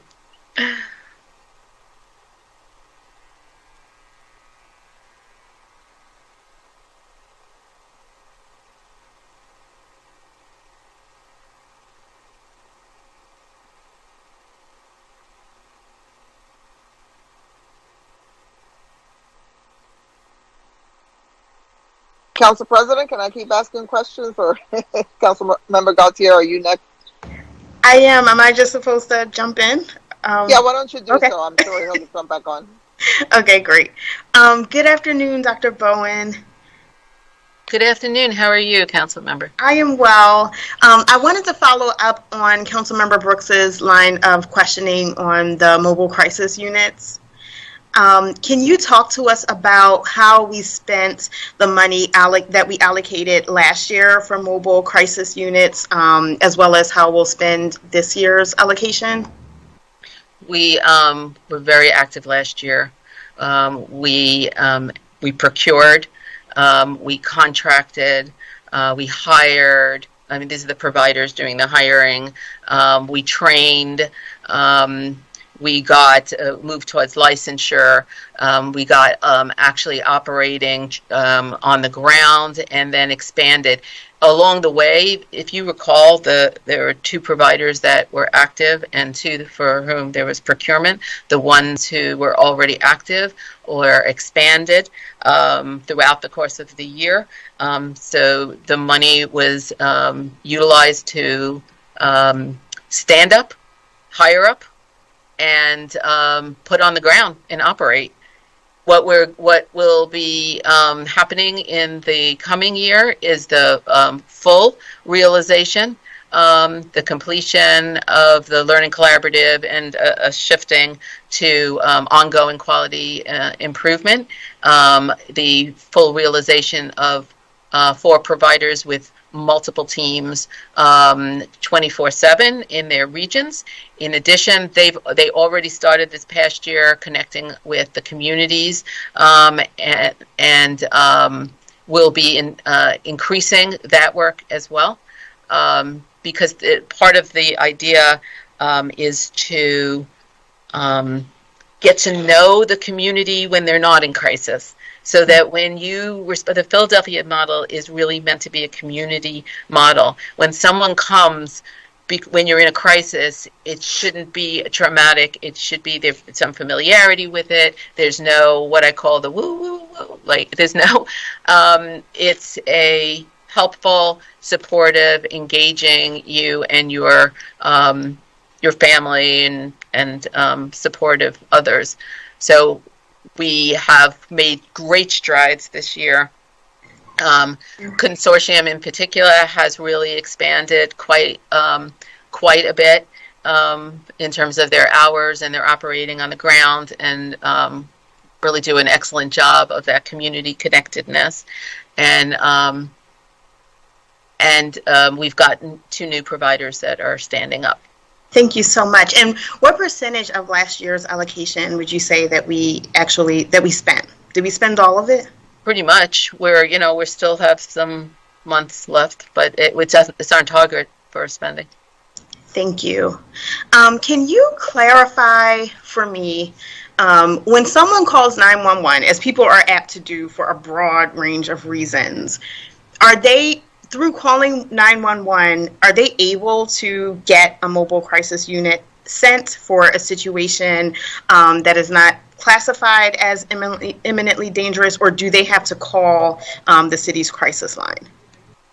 So what I think you've heard me talk about this before, but what we're trying to do is shift as many of those calls as possible. More of them are shifting now than had been, but more can still shift. So there are calls that come in now. Somebody called 911. Calls come in. They're identified, let's say, as suicidal, which is the protocol that is most familiar to the 911 radio room operators, and they will connect them up to the Philadelphia crisis line. So that's an example of when someone called the 911 line, just do not need a police intervention at all, and they will get the Philadelphia crisis line on the phone, will triage, will work with them, and if necessary, a mobile team will be dispatched. We want to, avoid that, even having to do that, right? The more that we can message out, and that's part of what the funding will be used for this coming year. But to message out, to just call the PCL line directly, the better. But because we know that people will still call 911, this year we really looked very closely at what the role of the 911 embeddeds were going to be. And as I'm talking about this, I realize it really, Dr. Wright will explain it better. Again, he's closer to the ground on this. So, Dr. Wright, you want to just step in right here with the 911 embeddeds, PCL East, or how we... Yes, PCL East. Good afternoon, council member. Good afternoon. Right, and so your question is very important, and as Dr. Bowen had alluded to, we are aware that although we're trying to help people shift to another number and go directly to a non-police response, we also understand that people will continue to be creatures of habit until we can really get that change. And so we have embedded navigators in the 911 radio room.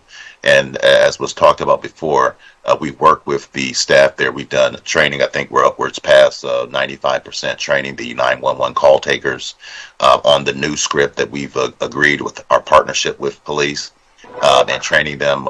That training is a one-day CIT-like training for the dispatchers so that they're able to work in real time with our navigators to help ascertain whether the call needs to be forwarded to the PCL or whether it needs to go in a different place. And so that is occurring.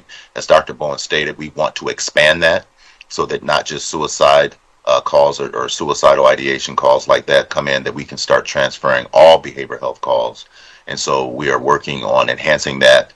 There are certain things that are in the process now, and we can get back to you with a report about how that's going as those things get up and running. But that is the process now.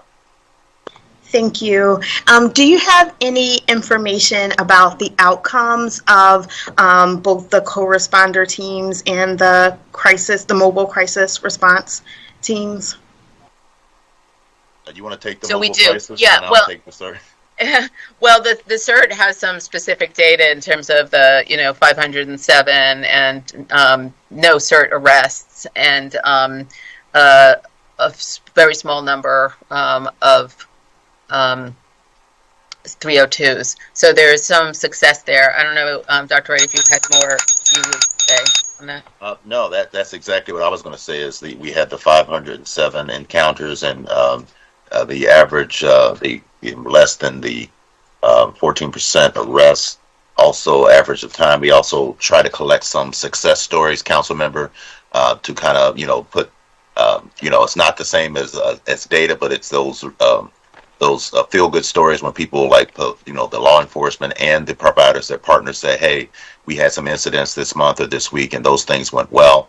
And so we will have more robust data to share with you as the program moves away from the pilot phase and into the expanded phase. So please stay tuned for that, and we'll get you any data that we can that would be helpful. Thank you. And then lastly, can you talk about if we're on track to roll out 988 by July? So 988 is going to be, they're going to have the technical aspects, but the state and feds are in control of the timeline for when it's actually going to be implemented. It's a national effort, and we take guidance from the state. And we are way ahead of the curve in terms of our crisis system. It'll be like a slow roll, iterative process.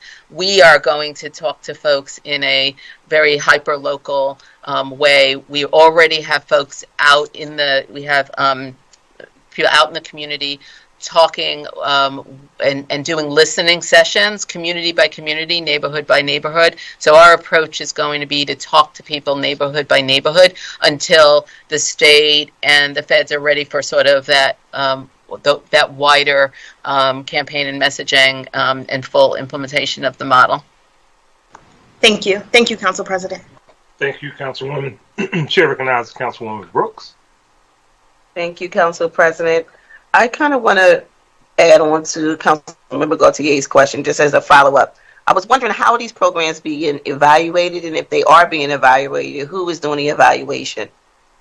So part of the model is an evaluator, and so they're hiring up someone who will be focused on collecting the data and evaluating on clear points. But we're also looking at a partner, like an academic partner, to do a full-out evaluation process. So that's not locked in yet, but we do have our initial data collection that will be underway once we get a little bit more fully operational.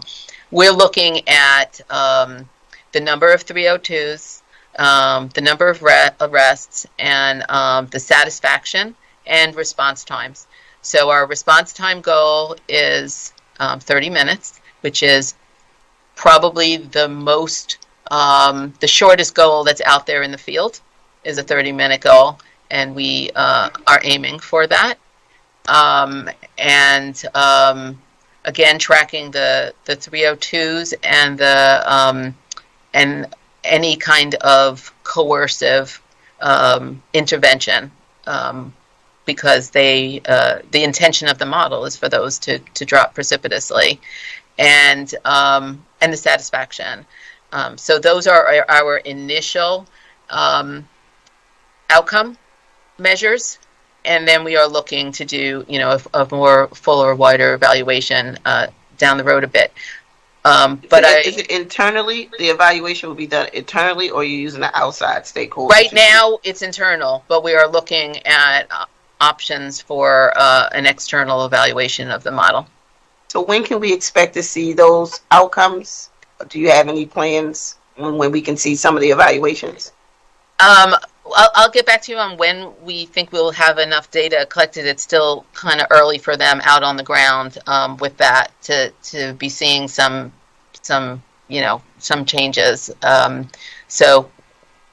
We'll get back to you on when we'll get them, but they're starting to do that. We have 3 teams on the ground. They're not fully operational yet. They're still some of them are still hiring up and working out on the ground. The Learning Collaborative was intense and very much in alignment, training towards those outcomes. So that's still happening. That Learning Collaborative is not completed yet. So there's a couple of sequencing aspects to it. Okay, so and also I was thinking about other cities and their non-police response to mental health crises, and a lot of them are expanding because they have had really good results. And you mentioned some of these in your written testimony. You talked about Operation Peacemaker out of Richmond, California, the Denver Star program, and the Cahoots program out of Eugene, Oregon.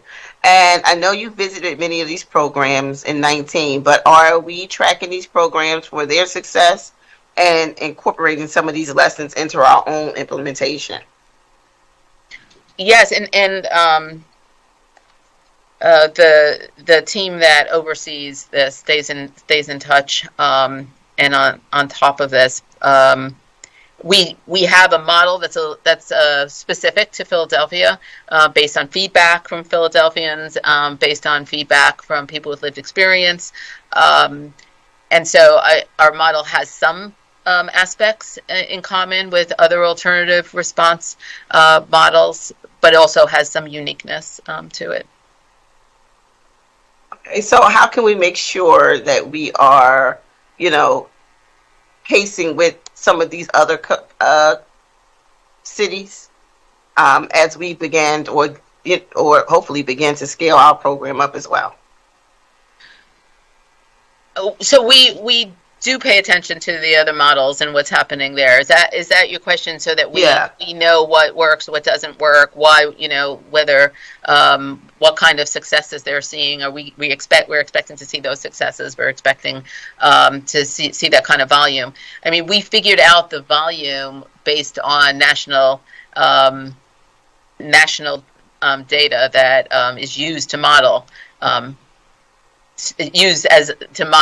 There are standards about how to model the volume that comes through and the size of the call line, the speed with which the calls would be able to be answered and responded to, and then the number of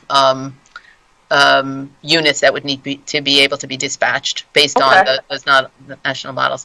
But that's not to say that when you're on the ground and you're experiencing it. At this point, we're going to have a lot of teams out there. One of the things you heard me speak about was the CIST, which is it's like an enhancement really of the program, which allows for that 6-week follow-up after a crisis to try to for some of the folks who've had some complicated ones to prevent re-emergence of crisis. So all of this is going to be happening together. When I talk about a true behavioral health crisis transformation, it's not just the mobile, it's the crisis response center, it's the urgent care center, and it's the CIST model. So when you look at the entire thing together, we're talking about an intensive shift to the system that we're looking for these kinds of results from. So, Dr. Bowen, so my next question just to move us along, do you have any plans for future COVID outbreak? Like, how is DBIDH DS planning and preparing for future COVID outbreaks? Like, how are we incorporating what we learned from the earlier waves into our work going forward? Stay healthy. Right. So, yes, we are part of a multi-agency look at health preparedness. From a behavioral health perspective, when we look at our provider network and our department as a whole, we were very intensive in our COOP planning, continuation of operations planning. We can shift on a dime to fully remote. And the provider network, we're also keeping close watch on telesupports, because they also have now tremendous ability to flip to that. So we have tools that we didn't have before the pandemic to make it possible to continue to provide the services in the event of another pandemic. So are the emerging housing providers and outreach workers included in creating these uniform guidelines on isolation and quarantine when we talk about entering facilities? Right. And how often do they meet? So we're working with the congregate settings in behavioral health to look at how they've adapted, what is successful in terms of what they've done, and what our options are in terms of how best to manage that. They did a pretty good job in terms of being able to have certain parts of the space. But we're definitely looking at those space issues and concerns for the congregate settings. How often are you meeting with the outreach, the housing providers and outreach workers around creating these guidelines? If I could, this is Eva Gladstein. Could I insert myself for 1 second? My apologies to Dr. Bowen. Because thank you, Council President. It's multi-agency, and we referenced it briefly earlier today. So with the Office of Emergency Management, the Department of Public Health, DBH IDS, and the Office of Homeless Services, we have just initiated a health preparedness for an infectious disease in congregate settings that serve primarily homeless individuals. So we literally just invited a task force, folks to join a task force that includes providers from all the systems as well as people who have used the services And the first meeting will probably be scheduled within the next 10 days to 2 weeks. People are just responding to that invitation right now. And we shared with them a schedule of their participation. So it's not necessarily like a weekly meeting, but we're asking them for help with creating a survey and disseminating the survey. We're asking them to participate in a listening session. We're asking them to participate in kind of scenario planning and reviewing the draft, what we're calling a playbook for how to address either a COVID surge or some other infectious disease. So we're at just the very beginning of the process, but we'll be happy to keep you posted as we move it forward. Thank you, Eva, for jumping in, because I think that's the question I didn't get to finish, so I just brought it back around on this round. But thank you so much. That's really helpful, because I was answering it from a DBH IDS perspective, even though we do cross work on it, and that was spot on. Thank you very much, Eva. I just want to make sure that providers and outreach workers are definitely included in this conversation, because they are the folks on the ground doing the work. 100% they are involved. The DBH IDS congregate care and the DBHS outreach workers, but I believe that's true across the board for all of the agencies. Hey, thank you. Thank you, Councilwoman. Chair recognizes Councilwoman Winona Sanchez.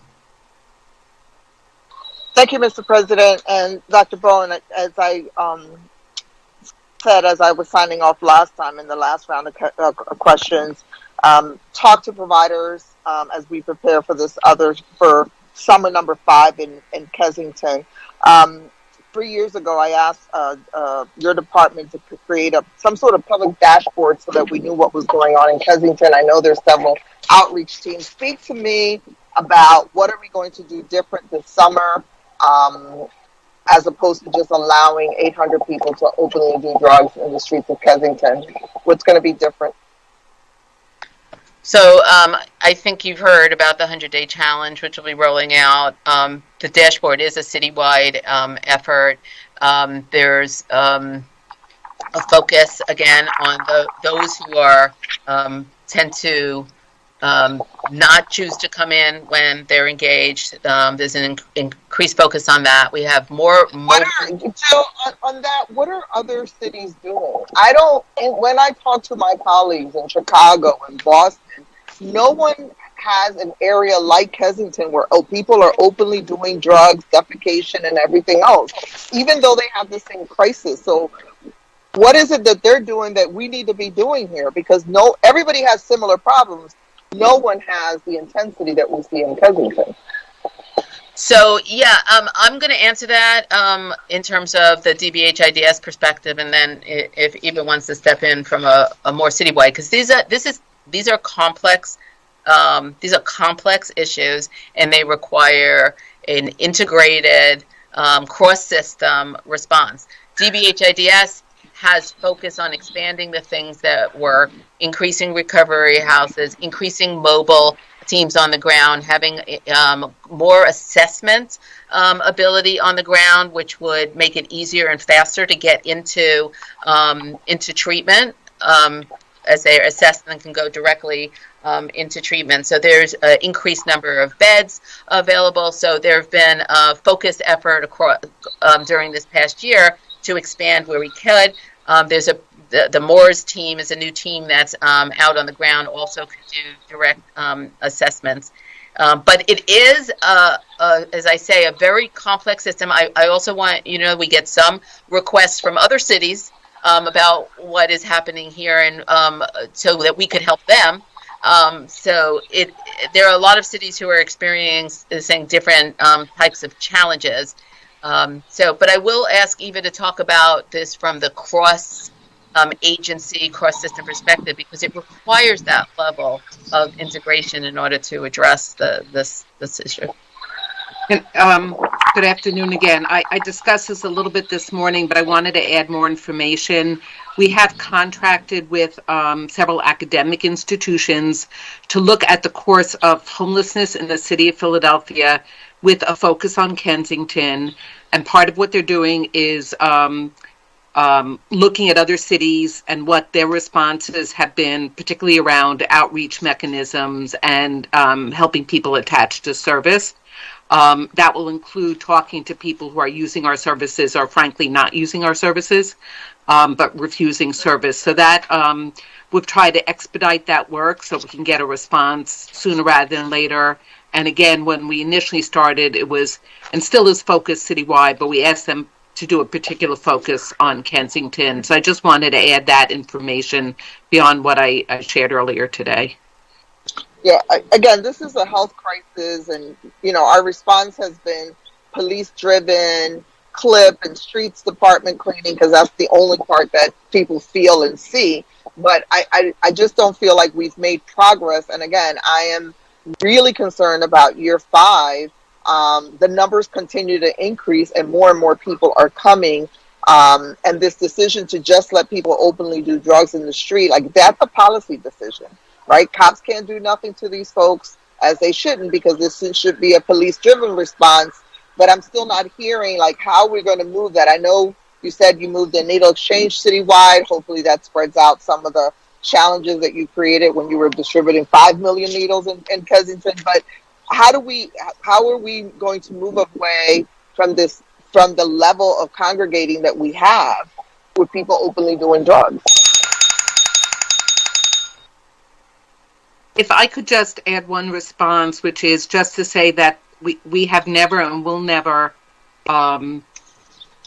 suggest that open air drug use is appropriate or that it should not be responded to. We don't want people to be jailed for that, but we would all, and work with our enforcement agencies every day to try to stop that behavior in multiple ways. Okay, ladies, we still don't have a carrot and we still don't have a stick, and I still have 800 people openly doing drugs in Kensington. And I'll ask the question again, what is going to be different this summer, and how are we going to make sure that kids can come out and play? Other than, this notion that we're going to have police officers babysitting blocks, is not a sustainable model. You're not removing the drugs, because police can't focus in on that, and you're not removing the people in addiction. So, it's going to be contained there again.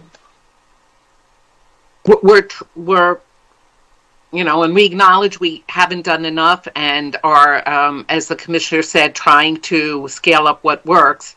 But what we're trying to do is have people choose housing and treatment, and making sure we have the right housing and the right treatment resources so they will choose it. We cannot, as far as I know, upon advice of our law department, just pick people up and move them to shelter or some other site without you their... You would if it was another neighborhood. Nowhere else in the city has this been allowed to happen. When we've had these pop-up situations in other parts of the city, they have been resolved. So I will push back on that this is because it's a black and brown poor neighborhood.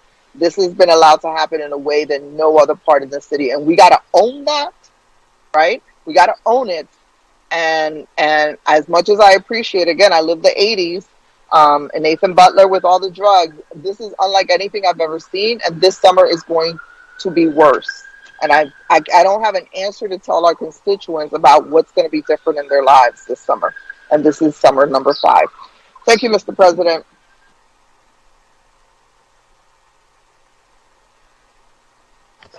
Thank you, Council Lady. It appears to be all the questions for these witnesses. Thank you very much for your testimony today. There will likely be some follow-ups and maybe written or potentially callbacks. So thank you for your testimony today. Thank you. Happy to do it. Have a good rest of the day. All right. You too.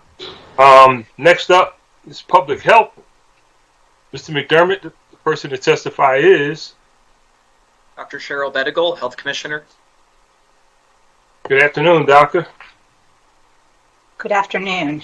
Should I go ahead and begin? Yeah. Please, you can summarize your testimony. I know it's getting a little late. We're a little past our 4:30. Good afternoon, President Clark and members of City Council. I'm Dr. Cheryl Bedigal, Health Commissioner. Joining me today are Jane Baker, Chief of Staff, Brian Taylor, Chief Operating Officer, Dr. Frank Franklin, Deputy Health Commissioner, and Dr. Pollock Raval Nelson, Deputy Health Commissioner. I'm pleased to provide testimony on the Department of Public Health's fiscal year 2023 operating budget. The fiscal 23 budget will continue to support our mission to protect and promote the health of all Philadelphians and to provide a safety net for the most vulnerable. You have my full written testimony, so I'll summarize. The department's fiscal year budget request totals $159 million in general fund, a decrease of approximately $6 million due to decreased census at the Philadelphia nursing home and decreased costs for isolation and quarantine. The department is requesting 1,068 budgeted positions for fiscal 23, excuse me, an increase of 51 positions over fiscal 22. The increase is mostly attributable to an increase of grant-funded positions, as well as to 10 new general fund positions that are part of our expanded lead poisoning prevention efforts. My apologies. The health department has been through a tumultuous year, but we have emerged stronger and more committed than ever to the health of Philadelphians. We have focused our efforts on the pandemic on those census tracts within the city in which our data show the highest risk and the lowest levels of vaccination. And we've collaborated closely with community partners, large and small, to find ways to reach people in every neighborhood in the city with COVID vaccines, tests, and information. Key to those efforts has been a deep look, both internally and externally, at what we need to change to become more effective and better trusted by Philadelphians, led initially by our internal Health Equity Committee and informed by the leadership of Nefertiri Sakut, the city's Director of Diversity, Equity, and Inclusion, through her implementation of the Mayor's Executive Order on Racial Equity. Our internal Health Equity team is now led by the department's first ever Chief Racial Equity Officer, Gail Carter Hamilton. Their work includes the creation of the department's Health Equity Plan, as well as work to deepen our community outreach and engagement, to create true partnerships and an anti-racist framework for this work across divisions. And based on the recommendations of our Health Equity Committee, I have worked to build a new diverse executive team that combines extensive public health expertise with deep knowledge of Philadelphia. And that includes leaders from our city, including several members who have years of experience working for the health department. I am grateful for the insights, public health expertise, and institutional knowledge that longtime Chief of Staff Jane Baker brings to our team, and want to take a moment to acknowledge her contributions to public health in Philadelphia during this, her last budget cycle before she retires later this year. In Jane's decades with the department, she has strengthened the HIV service system and shaped the HIV division to be an effective and professional organization. As Chief of Staff, she's been a calm rudder in the turmoil of the past 2 years. She has an incredible understanding of people and mentored staff and commissioners, and her legacy leaves the department prepared for new challenges ahead.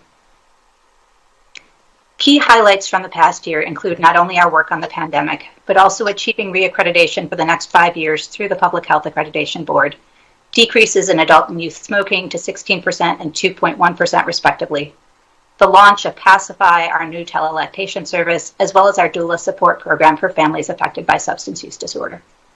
Organizing Voices for Action, a broad-based coalition coordinated by our Division of Maternal, Child, and Family Health that works to decrease maternal mortality in the city, worked with the University of Pennsylvania to implement a text-based blood pressure monitoring system, Heart Safe Motherhood, in the postpartum period citywide, and conducted implicit bias training at all city delivering hospitals. Our Division of Substance Use Prevention and Harm Reduction distributed more than 57,000 doses of naloxone and trained more than 1,700 people in overdose recognition and naloxone administration.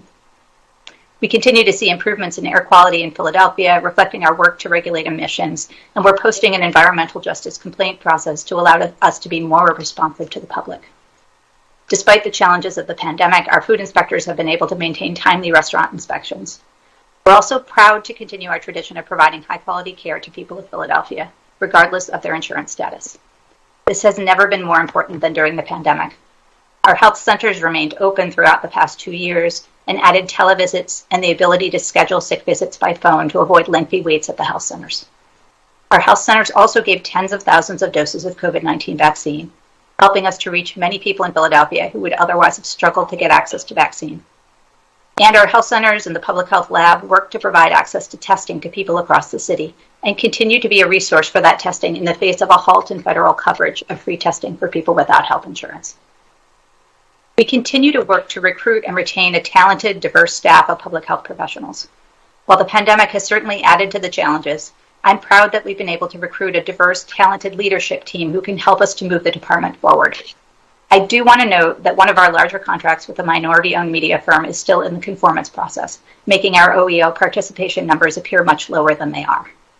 We are committed to continuing to diversify our contracts, and particularly to contracting with minority and women-owned businesses located in Philadelphia whenever possible. I thank you, Council President, and members of the Council for your continuing support of public health in Philadelphia, and I'll be happy to answer your questions. Thank you. Thank you, Dr. Bedigal. Just got a couple of quick questions before I turn it over to my colleagues. Dr. Bedigal, in the budget detail, page 3, there's a $5 million reduction in spending associated with the adjustment of operations at the nursing home. I must tell you, I must ride by the nursing home 4 or 5 times a day without even noticing that it is still there. First, what are we doing in the nursing home now? Second, there was a proposal a couple of years ago for a sale of the nursing home. What happened with that, and what's going on there, and why are we doing a reduction of $5 million, and what does that reflect?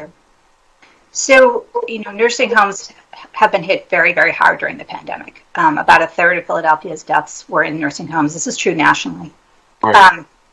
So census in nursing homes broadly across the city is down, and PNH is not an exception there. So the reduction is because with the reduced census, there's decreased costs associated with that. They have been trying to increase the census again.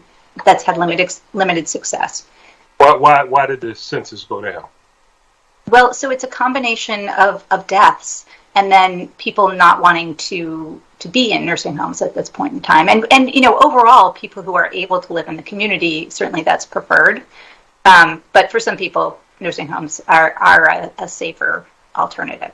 So we've been working with the nursing home to try to figure out ways to make sure that they're safe in terms of the pandemic, and to talk with them about the census and about staffing. This has been an ongoing area of work. But it is a general issue with nursing homes in general, this falling census and lack of rebuild in the pandemic.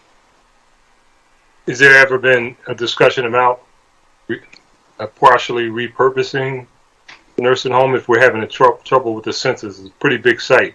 Right. Yeah, there have been lots of discussions. It's a little bit complicated. We don't own the land. We rent it from the state for $1 a year.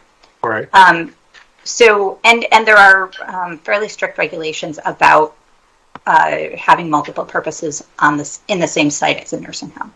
So we've been doing kind of a deep dive to learn as much as possible about the functions that the nursing home serves for the city, and then what is possible there. But at this point, my understanding is that he couldn't multi-purpose at that site. Is that a state law or a state regulation? I will get back to you about whether that's a law or a regulation. All right, that's important. I mean, I know there was an interest expressed quite aggressively. I think a couple of the legislators brought it to our attention before. Then I think the pandemic hit, and that was the end of that conversation. The issue with respects to gun violence. We're looking at a $515,000 reduction in spending related to gun violence research. And I know there was some research done earlier. I can't remember the name. I know Councilwoman Brooks brought it to my attention in an earlier budget hearing about it. One of our awesome people in staffing. Anyway, and then the conversation earlier with Dr. Bowen about mental health aspect of gun violence. In the early part of her response, she kind of suggested that wasn't necessarily a contributor to gun violence in terms of what she deals with as it relates to behavioral health, but clearly health generally, because we've all said that this is a health crisis. As a matter of fact, our lawsuit against the General Assembly and the governor is based on a health crisis. So is there a reason why we're looking for a reduction in spending as relates to research, and also what do you believe the health department's role should be as it relates to gun violence? So I'm going to defer your question on the $515,000 to Marissa Waxman. I can tell you that we are absolutely committed to a public health approach to gun violence. I personally found and hired Dr. Ruth Abaya, who I think you've all heard from, and who is really a treasure. And I am fully committed to making her work possible. She's doing a lot to try to take a data-driven approach to prevention of violence. So I don't want you to see that. I think that Marissa can explain this much better than I can, but this is not a lack of interest or commitment to gun violence prevention. Just asking a question. I'm Marissa Waxman, Budget Director. And so, as Dr. Bedicall was saying, there actually is a lot of different work going on within the Department of Health around gun violence. Specifically, there was one-time funding in the FY2022 budget that wasn't put in as recurring. Obviously, we're in a process, but that was built in as one-time funding. And so that's why it doesn't recur in FY22. Okay. So was the funding no longer needed, or it was just one-time funding and we couldn't replace it? So at this point, it's one-time funding. I think it is still being stood up to see how that funding will be used. You will see in the FY22 mid-year transfer ordinance that there's actually some shifting from 100 to 200. And so, we weren't definitely sort of class 100 where it was. That wasn't the right place for it to be recurring. We're still in a conversation, and so we want to see how that works, what it's going to look like, and happy to continue talking about it. So we believe the research is necessary. Absolutely. Yeah, and the FY22 dollars will go to that. And given where we are, it's possible that it won't be all completed in 22. We would then put it on reserve, roll it forward, so that it'd be available in 23 if it's not all spent by the end of this fiscal year. Okay, and thank you. Dr. Bedicall, you said that you're fully committed, the health department, to dealing with gun violence as it relates to public health. Exactly, give me a couple of examples of what your department is doing. Sure. So, this is back in 2019. I very much wanted to have gun violence prevention be part of our work. I convinced then Commissioner Tom Farley. He found some funding. I was able to hire Dr. Abaya. She came on board, and so the things that we're working on right now. One of the core pieces is this hospital-based violence interruption program collaborative. This is the first citywide collaborative bringing trauma centers to the table that have HVIP programs. What we're trying to do is to know for everyone who gets shot in the city of Philadelphia, do they get offered HVIP services? These are evidence-based programs. We know they're effective, but we have no idea what % of people who are injured by gun violence actually receive these services or are offered them. The programs have all agreed to share data, to meet together, to learn from each other. So that work has just been kicked off, and we're really very excited about it, because the goal is that everyone who is injured by gun violence be offered these services, and ideally that everyone enroll. But we won't know that until we start that data sharing process. So that's one of the core pieces. We'll also be getting data on the CEG grantees so that we are able to have a data-informed look at progress among those grantees, which is something that I think has been a key component. We want to know what works, and we want to do more of what works. And I think we've all been committed to that, but the question is, how do we get there? And so what we're trying to do is come up with ways to look at their processes that are not incredibly time-consuming. We don't want to give them a whole other project to do, but they get at enrollment, retention. Are we serving people the way we intend to? All right. For the sake of time, can you forward to us a list of the examples? Because I know there's more than just that one. Get that over to us so we could distribute it among the members. So that is a significant part of our argument that hopefully will still soon be in the Supreme Court. One last question. Notice today on one of the channels, the CNN, MSNBC, they said that Dr. Fauci said that we were having the most significant increase in COVID cases, not an explosion, but was in the northeast part of the country. Is that because of the variant coming from like Europe and people landing in New York or some of the eastern airports, or exactly what do you think, your perspective, that's happening here in the northeast? Yeah, it looks like this is the variant called BA2, which is a cousin of Omicron 1 that we saw in January. And it's been pretty severe in the UK. It's hit in other parts of Europe, but not quite as badly. But that looks like what we're seeing here in Philadelphia and around in the Northeast.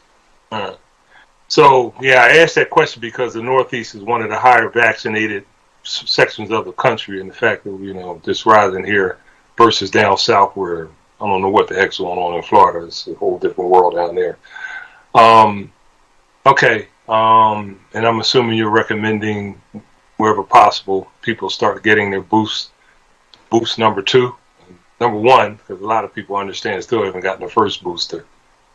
Yeah. So booster number 2, not recommended for everybody yet, but it's an option for people over 50, people with chronic conditions that make them at higher risk. All right. And your reference to more severe, is the severity based on a more transmissible, or is it severity based on the physical impact of the disease? So BA2 does not look to be so far more severe than Omicron 1. But what we saw in Philadelphia, you probably remember very well with Omicron 1, was that just because of the sheer transmissibility, we had, over 3,500 cases a day. 750 people died in Philadelphia just during the Omicron wave. So milder doesn't equal safer. This one is, depending on which numbers you're quoting, 30 to 60% more transmissible than Omicron 1. But we have a high level of immunity in the city. So we're watching carefully. As you know, the mask mandate comes back on Monday. Right. As a precaution, we're hoping things settle down. All right. Okay. Well, thank you. Thank you, Doctor. Chair recognizes Councilwoman Brooks. Thank you, Council President. Dr. Benegal, at our senior housing hearing back in February, one of our seniors discussed being discharged from the hospital after major surgery with the surgery wound, and he did not have permanent housing to return to, and was unable to receive medical care he needed at a city-run shelter. And so temporarily was admitted to a nursing home to receive the care that he needed. Can you elaborate further on this issue of hospitals discharging individuals into our shelters? And are emergency shelters designed to provide adequate care, such as medically vulnerable population? And how are we working with local hospitals to ensure that individuals being discharged have permanent housing with wraparound services to receive the care that they need? So we need a larger conversation in Philadelphia about people who either are homeless or don't have stable housing and have high medical need. We're just coming out of the Omicron wave, and various things have been bared by the pandemic that really need attention. This is one of them. Shelters are not great places for people who are medically vulnerable, people on wheelchairs, certainly not people who are on oxygen, with the number of people who smoke. So this is very much needed. If a hospital is actually dumping a patient, which has happened before in Philadelphia, just dropping off at the ambulance without making arrangements, or that's something I would want to know about. But I think that the larger issue is we don't really have a system in place for many people who need a system. So one of the things that I would like to do is to bring together the hospitals, the payers. I think our homeless OHS group, DVIDs, we all need to be at the same table. And this is not just coming from health, this is coming from all of us, to have a conversation about how do we do this better, because it is a real need. Thank you. I want to thank you for participating in the initial conversation we had after the hearing about this important issue. And I hope we continue to work together to prevent this hospital dumping and come up with a long-term plan around this particular issue. So I just wanted to put that on record that we did meet after the hearing about this, and I just wanted to get it on record again that this is an issue. My next question is a question that I asked everyone already, but I want to get your record on this as well. Back to the crisis we had in shelters during the Omicron surge in December and January, because we just spoke about what's going on with COVID now, based on Council President's line of questions. Can you briefly describe the conditions that caused COVID outbreaks in our shelters this winter, and some takeaways and lessons that you've learned in your particular department that will be implemented to support shelters in future outbreaks? Yeah, so, and I do want to start with thanking you for your advocacy on these issues. Anytime we have people sleeping in one large room together, we have risk of disease. And, that would be true with COVID. It's true of influenza. It could be true of some other more contagious bug. Norovirus and other kind of nasty GI things can also spread in places where everybody's together. It doesn't spread in the air, but, people are sharing facilities. So congregate facilities in general pose a much higher risk of infection. And that's why our Office of Homeless Services has done so much during the pandemic to get people into non-congregate sites, and especially people who are more medically vulnerable. But we don't want anybody to catch COVID or to catch something while they're in a shelter. The core issue here is access to affordable housing and supportive housing for people who need it. But in the short term, there are things that we've been able to do and will continue to work to do to try to make safer spaces. Some of this is about education for people at sites, about how to protect themselves, how to protect others. We also have some grant funds that we're anticipating being able to use for kind of small scale renovations that can help to create safer spaces in shelters. But the non-congregate model is really where we need to get to. And there's cost issues here and all sorts of issues related, but the longer we have people sleeping in large rooms together, the more risk of bad things happening. Absolutely. Thank you so much for your comment. And I wanted to let you know that I agree totally with you. And I look forward to this cross-department work that Eva chimed in and said that it's going to be happening and is moving forward. So I'm glad to hear the commitment to make sure that the emergency housing providers and outreach workers will be a part of creating this plan. And I want to thank you guys for your willingness to continue to do this work collectively in order for us to see something different for the citizens here in Philadelphia. Council President, that's the end of my questions. Thank you, Councilwoman. Chair recognizes Councilman Don. Thank you, Council President, and good afternoon, Commissioner. I just want to say thank you for responding to me so quickly. I email you 11:30 at night. You're responding at 6:30 in the morning or whatever. I really appreciate the responses. I may not like the answers, but I appreciate your response time. But I want to talk about the mask mandate that's going into effect this Monday. I'm trying to wrap my head around this because I've gotten a tremendous amount of phone calls from residents, business owners, and so forth, and there's a lot of concern about it, and I understand that you're trying to protect us. But when we're looking at the CDC guidelines that aren't requiring it, even looking at Dr. Fauci, who's saying it should be an individual decision, and then Children's Hospitals even saying it's not required. And then when we look at our cases, and correct me if I'm wrong, it's somewhere between 140 and 150 cases, I think, a day. Is that the range? It's now up to averaging 166. Okay.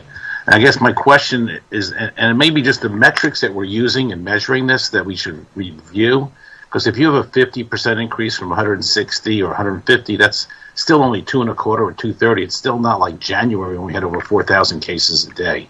And I'm questioning, number one question is that something we can revisit, number one? And then number two, when you look at, I think it's New York and Washington, D.C., and I think I saw this in the Inquirer yesterday, they seem to have double the percentage of cases that we do. And I think Baltimore had a little more than us, but not much. But they don't have the requirements. And then when you look at our suburbs, they don't have it either. So what's going to happen, and I'm concerned about this, is that this is going to be a major setback for our people and the economy. We don't have the federal government right now to assist us with the PPP or any other programs to help. We don't have the money for grants to give these small restaurants and other businesses that are going to get crushed. Just think about the weddings that are planned for May, June, and July that are probably going to have to get moved.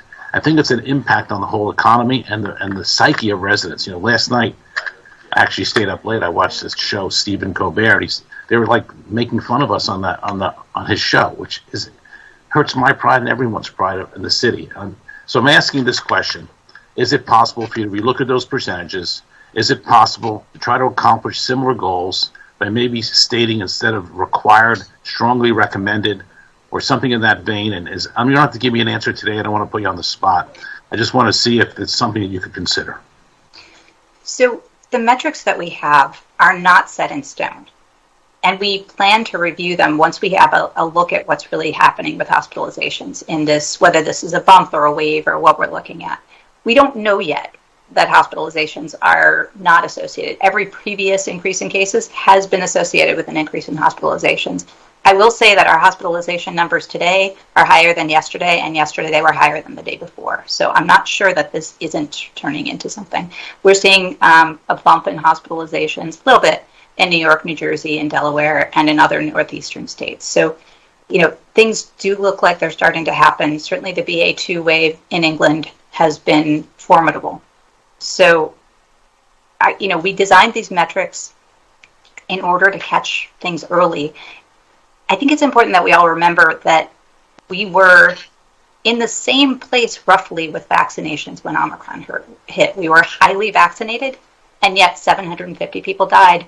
And there was a huge economic hit from Omicron. And it wasn't because of our restrictions. It was because of Omicron. People just stayed home. So I think there's real benefit to interrupting a wave if we can. That said, we should know soon if hospitalizations are going to be, severely impacted, or if we're not seeing anything. Like we'll know one way or the other quickly. The other thing I would add, I don't know if you saw this from CDC today, but CDC just put out an announcement that they are keeping the mask mandate on transportation. And let's see if I can read this to you.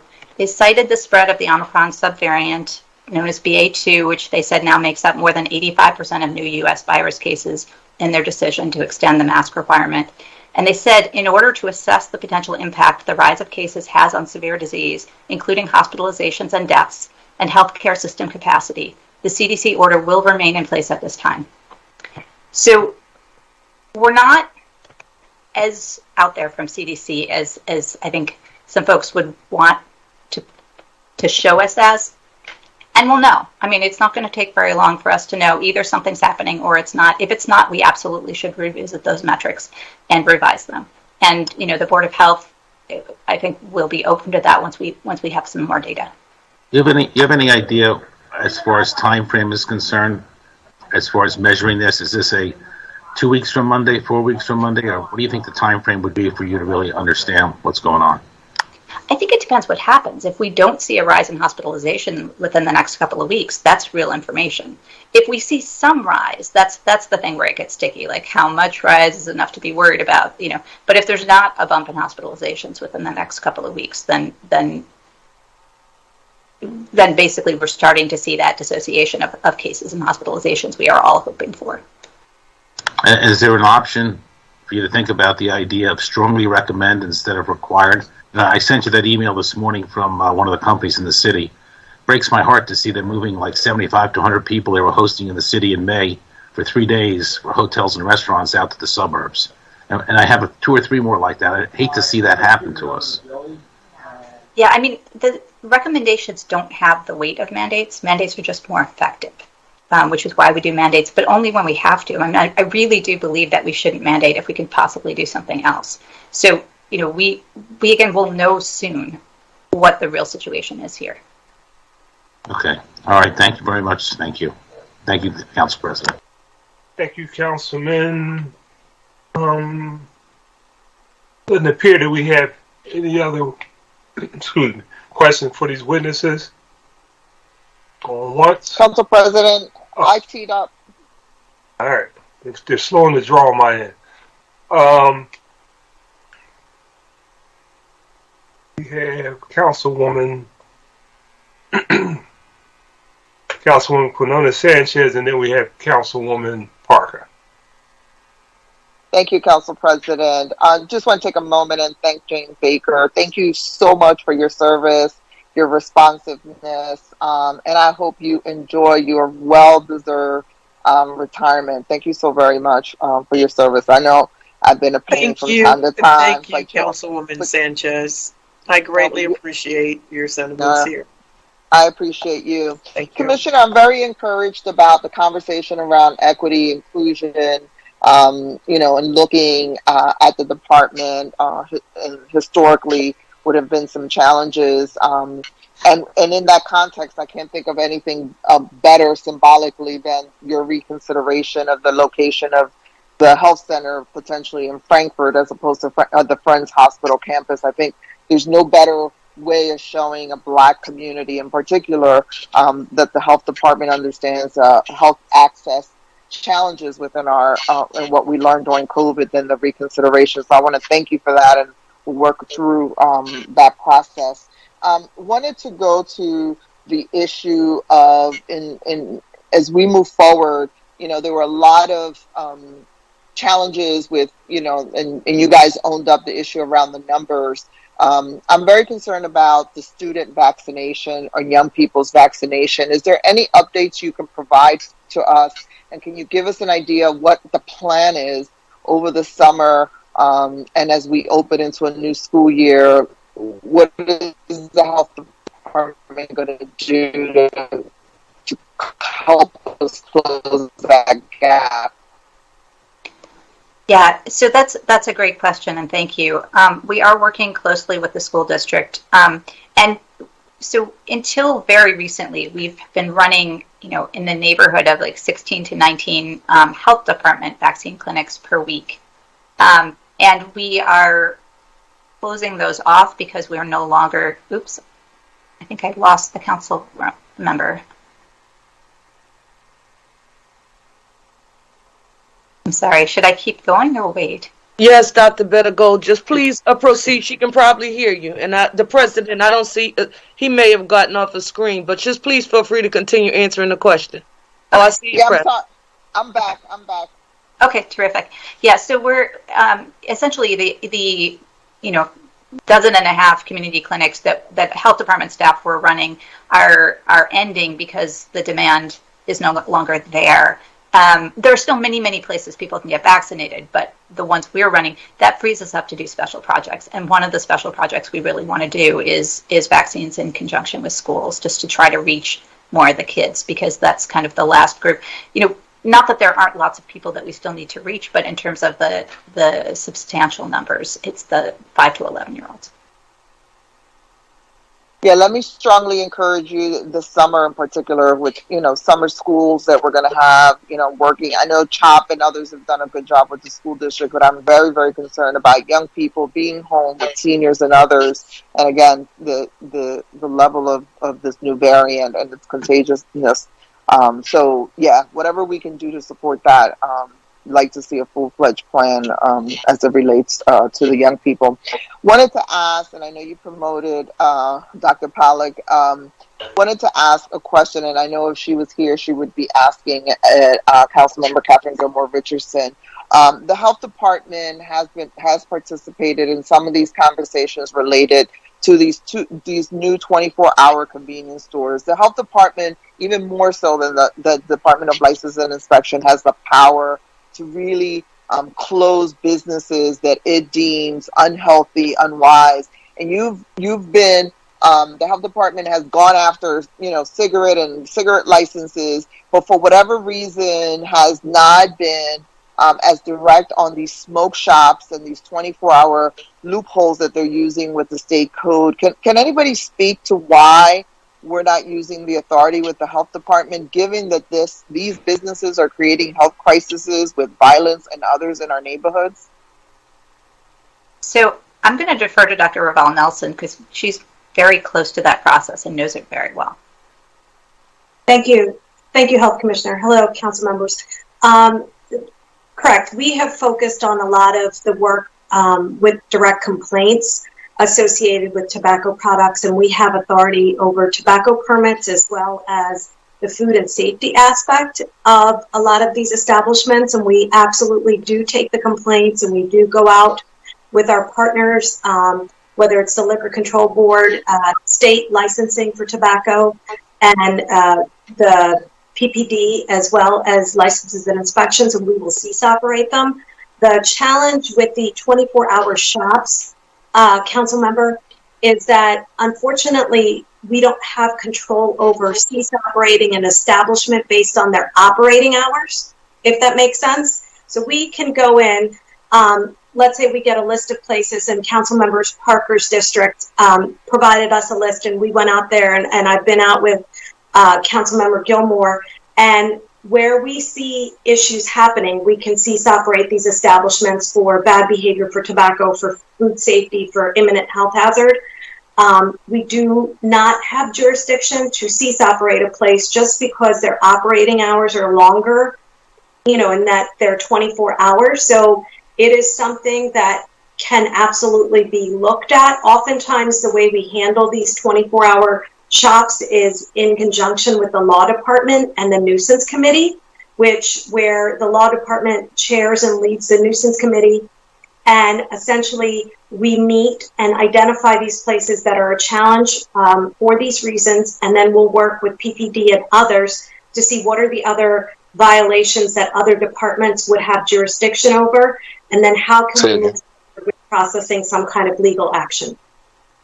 I'm going to be looking for, and you can respond to this in writing. We cannot be complaint driven on this massive problem citywide. This requires a citywide policy modification that says we're in the middle of a pandemic. I don't care if you use the gun violence and, emergency order, but we have to do something and scale it up. I know we've done some of these operations in our district as well.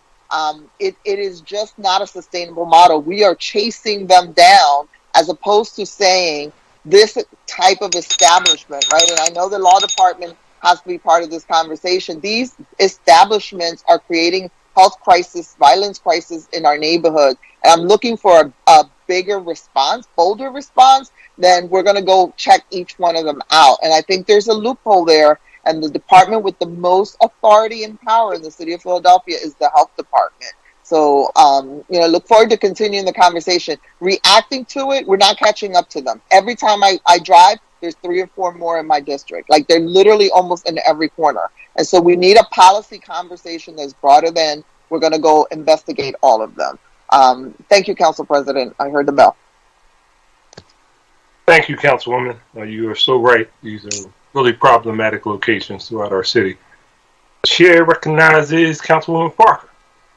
Thank you so much, Mr. President and Councilmember Sanchez. I just want you to note for the record, Councilmember Gilmore Richardson, myself, Councilmember Cindy Bass, and I know several others, including yourself. We have all been impacted by this issue and are receiving complaints too numerous to mention. And the response that we have gotten, even with the law department, the health department, and L&I, and Dr. Raybell Nelson, she knows I've had everybody together. Councilwoman Gilmore Richardson, she has been out in the street with the department. I know Council President Clark, she helped to get an establishment closed in the 5th District because she's been so aggressive about this. What I did not know that I learned is that apparently legislation that we had passed in City Council relative to some establishments that are open up late in our communities, we're being sued in federal court about it. And so, Mr. President and Councilwoman Sanchez, I was told by the law department that we needed to ensure the avenue that I was taking, Mr. President, you get where I was going. And the law department said, we have to make sure that this is not structured so that whatever legislation is passed ends up in the exact same place, but because they thought the same argument. So we Councilwoman Gilmore Richardson, we all going to stay on top of this issue, because you're right, we have to come to a resolution. It is hurting our neighborhood. Let me start, Dr. Better, by saying thank you so very much for your advocacy. Since you have been here, I don't care if we're talking about our leadership briefings. While I may not have always agreed with whatever the decision making was, I appreciate you being a listening ear. Dr. Ravel Nelson, I want to say this to you on a record, because if you had done a job that wasn't so good, I would say that out loud too. She has been in the district virtually or in person. I'm going back to any issue you can think of that we've been dealing with, particularly these nuisance establishments and these smoke shops. She stays on, and listen, let me tell you something. I don't let my people get off the Zoom or get out of a meeting in person until every question that they have has been answered. She never seemed bothered. She never seemed short-tempered or irritated when our people didn't know the answer. If they asked the same question twice, she was very diplomatic. And so, Dr. Ravel Nelson, I want to say thank you for that, because I'm going to need you to be patient at the next meeting I'm getting ready to invite you to. Jane Baker, thank you so much. Over the years, I wore you out, Jane. Medical marijuana, I'm telling you, I wore you out all late night, and no matter what, Jane, you were always so super professional. So I want to say thank you so very much. Doc, I want to go back to where you started talking about this, and I don't want you to answer now, but I do want you to provide this information in writing to the Office of the President. And I've asked this of all of the departments today about their diversity, equity, and inclusion efforts to stress how important it is that the people who are administering these services look like the people that they are serving. So we're not just talking about within the department, but we are talking about those organizations, even the nonprofits, that the department contracts with.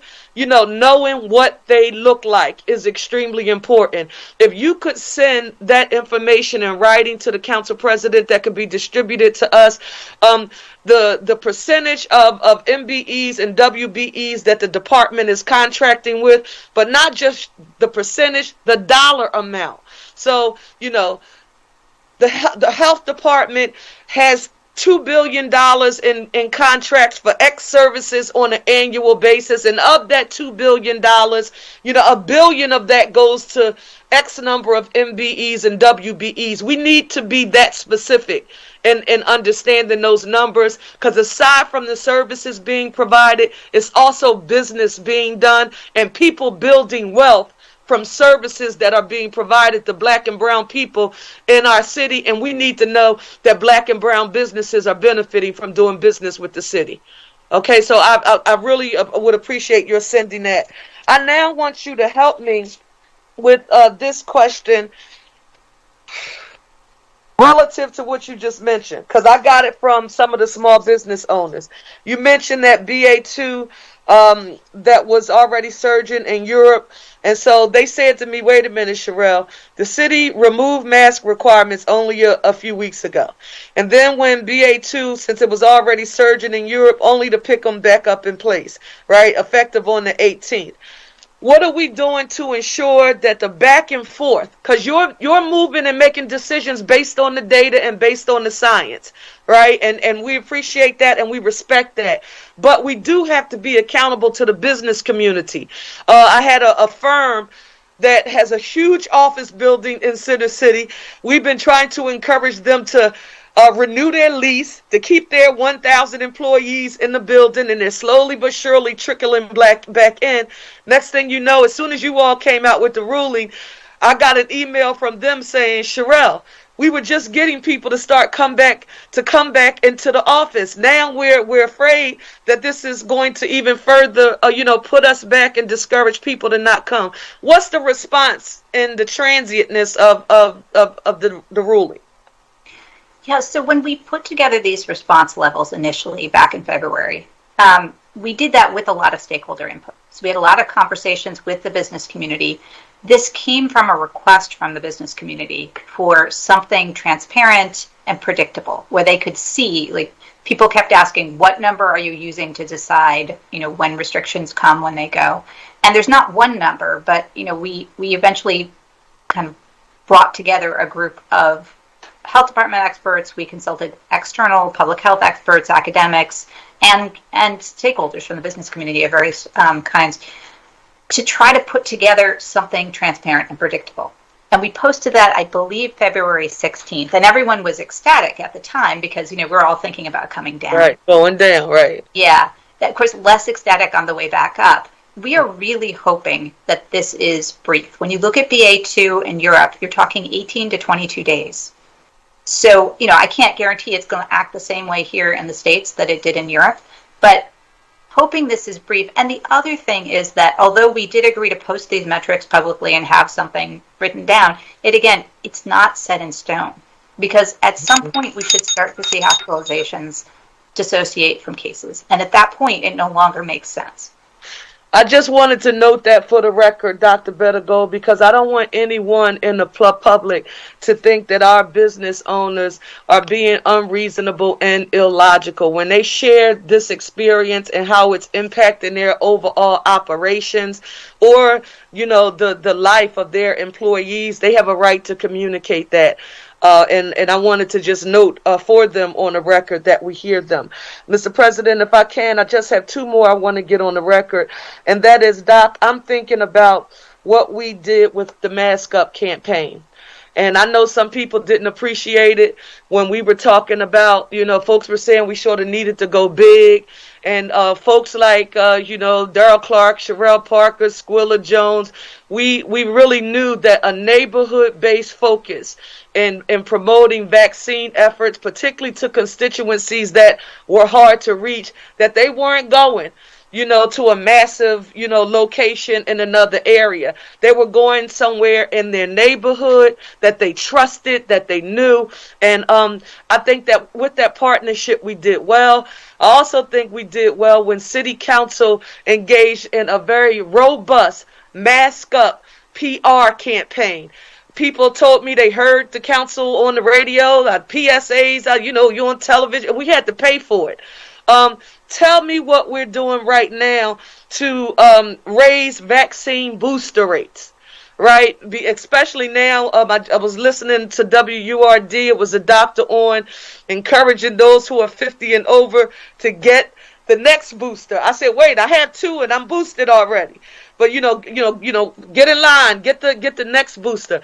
What kind of campaigns are we engaged in to encourage people to get the vaccine booster and improve our vaccine booster rates?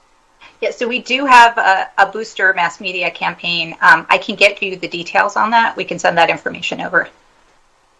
Please do. And I don't want it to be like, our police department and recruitment, right? And telling us that we're having a challenge. And then we look at how much we've spent in marketing and it's only $11,000. That's not investing in a marketing campaign. You know what I'm talking about because we partnered and you saw our work together. So I would like to see what that looks like. And finally, I didn't have a chance to ask this of DBH. And I want to ask this of you because a resident who has lived in the 50th Ward for 60 years now asked this of me at a community meeting last week. And I told her I didn't know. And Mr. President, don't you laugh at me. I didn't know if I was even like a teenager when this happened.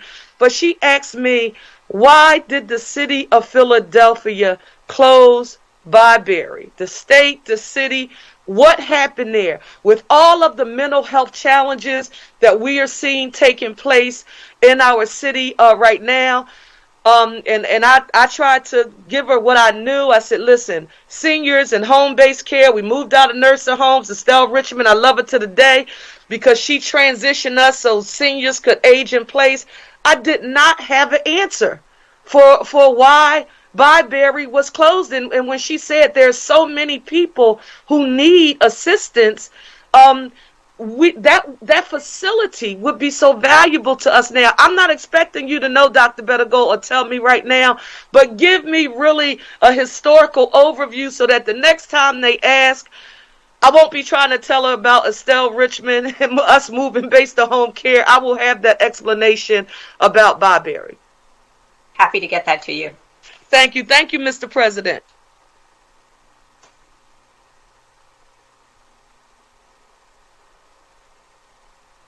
Mr. President, you're on mute. We didn't hear you. I know you wanted to hear this. You referenced you being a teenager. What was it, about like 15 years ago or something? Oh, I like that, Mr. President. Yes, sir. Yes, sir, Mr. President. There's a reason why I'm the council president. I know what to say. Yeah. I see the Councilwoman Gilmore Richardson. Councilwoman, you on? Good afternoon, Council President. Hey. Good afternoon, colleagues. How are you? I'm doing well. How are you? I have questions for public health when possible. Well, we were getting ready to wrap up, but so you're on now. Oh, well, I apologize, Council President, for the delay. I was representing Philadelphia at a conference and had to pick up my children from school, so I just have a few questions. Council Lady, you're an elected official. You do not have to explain to me. Please proceed with your question.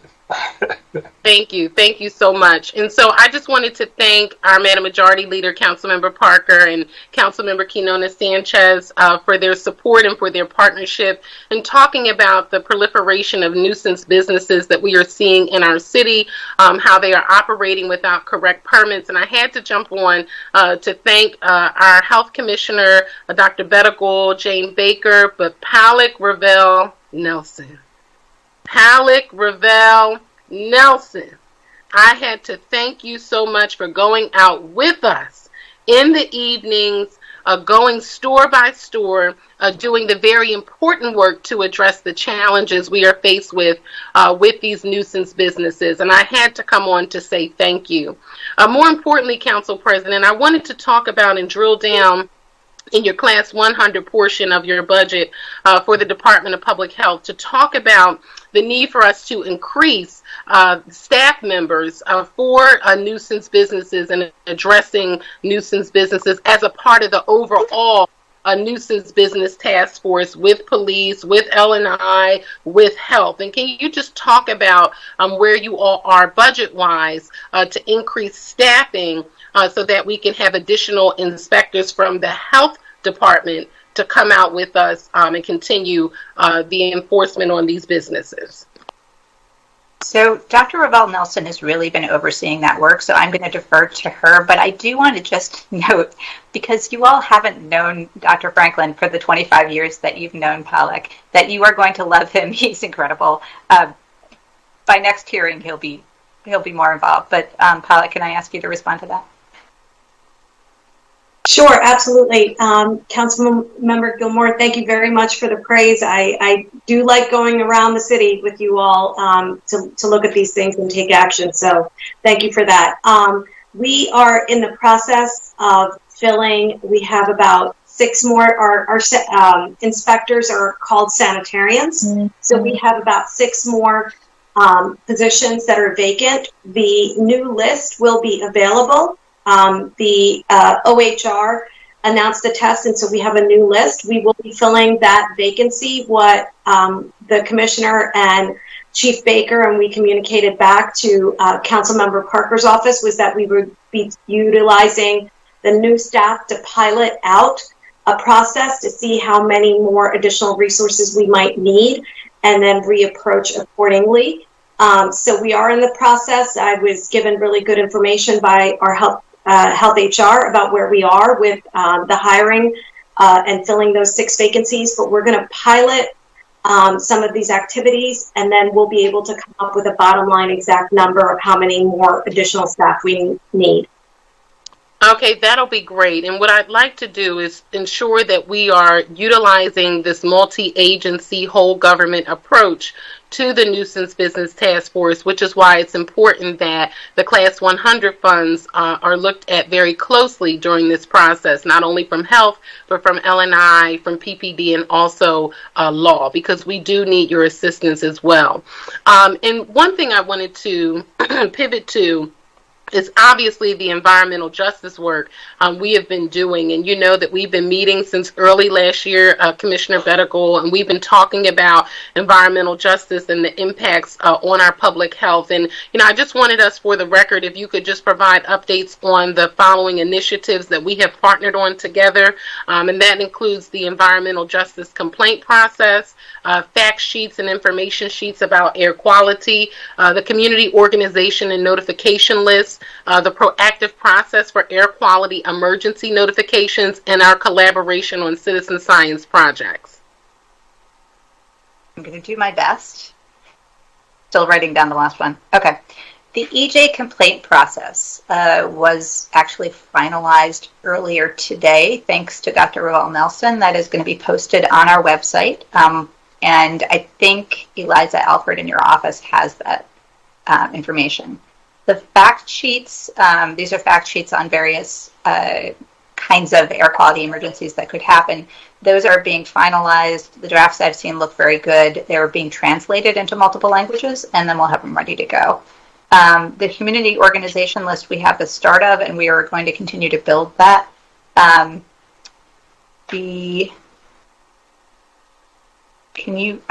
I can't actually read what I wrote down for number 4. I apologize, Eric. That's okay. It's the proactive process for air quality emergency notification. And you know that was exceedingly important, particularly after the incident in Councilmember Gaudier's district. Absolutely. So we're working with the Office of Sustainability, the goal being to bring on, I think, a consultant facilitator to have conversations with community organizations. That's a piece also of building that list for community outreach. We want to have individuals and also organizations who we will be pushing information out to in the event of an air quality emergency. Individuals for obvious reasons, but the organizations because they may be places where people go for information and they can help us to reach people who we otherwise might not reach. On citizen science, we met a few days ago, last week, with the group at Temple that has an NSF grant for a citizen science project involving the Purple Monitor. And made some kind of next step plans from that. But that's, I think, an interesting way to get more people engaged. One of the things that we discovered, so when we had recently 2 openings on the Air Pollution Control Board, we posted those on social media thinking we would get a bunch of applications, and we didn't. And it feels like we need to do more to build interest among community members and sort of an understanding of what it might mean to be on that board. Board development, it is definitely something that we need to put more time into so that we do have a board that's more representative of the community. So really interested in that project and where it can take us. Okay, that'll be awesome, and we look forward to continuing to work with you on all of those next steps, particularly as they were announced at the Environmental Justice Advisory Commission announcement with Mayor Kinney. Very quickly, I was reviewing your budget detail, and there was only a $46,000 increase for Class 100. So does this mean that you will not have additional or receive additional funds to hire environmental justice staffers for the office? I'm going to defer to Marissa Waxman on that question. I think. Hi, apologies. So I'll get back to you particularly on what positions are funded. As we noted at the top of the commissioner's testimony, that there are increases, there are decreases. I know that there's definitely new positions, but that's related to the lead and healthy homes. So I'll get back to you and see what other new positions, because there's always net increases and decrease, or there's increases, decreases, and then the net. So we'll get back to you.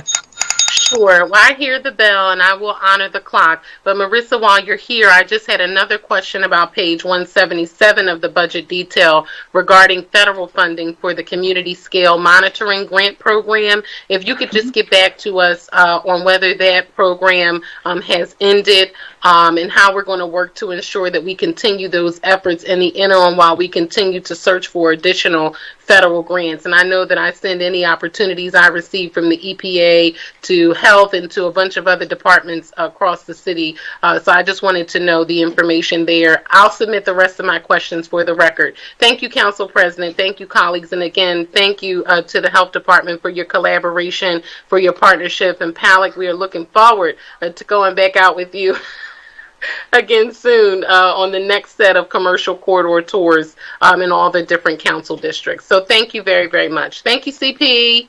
Thank you, Council Lady.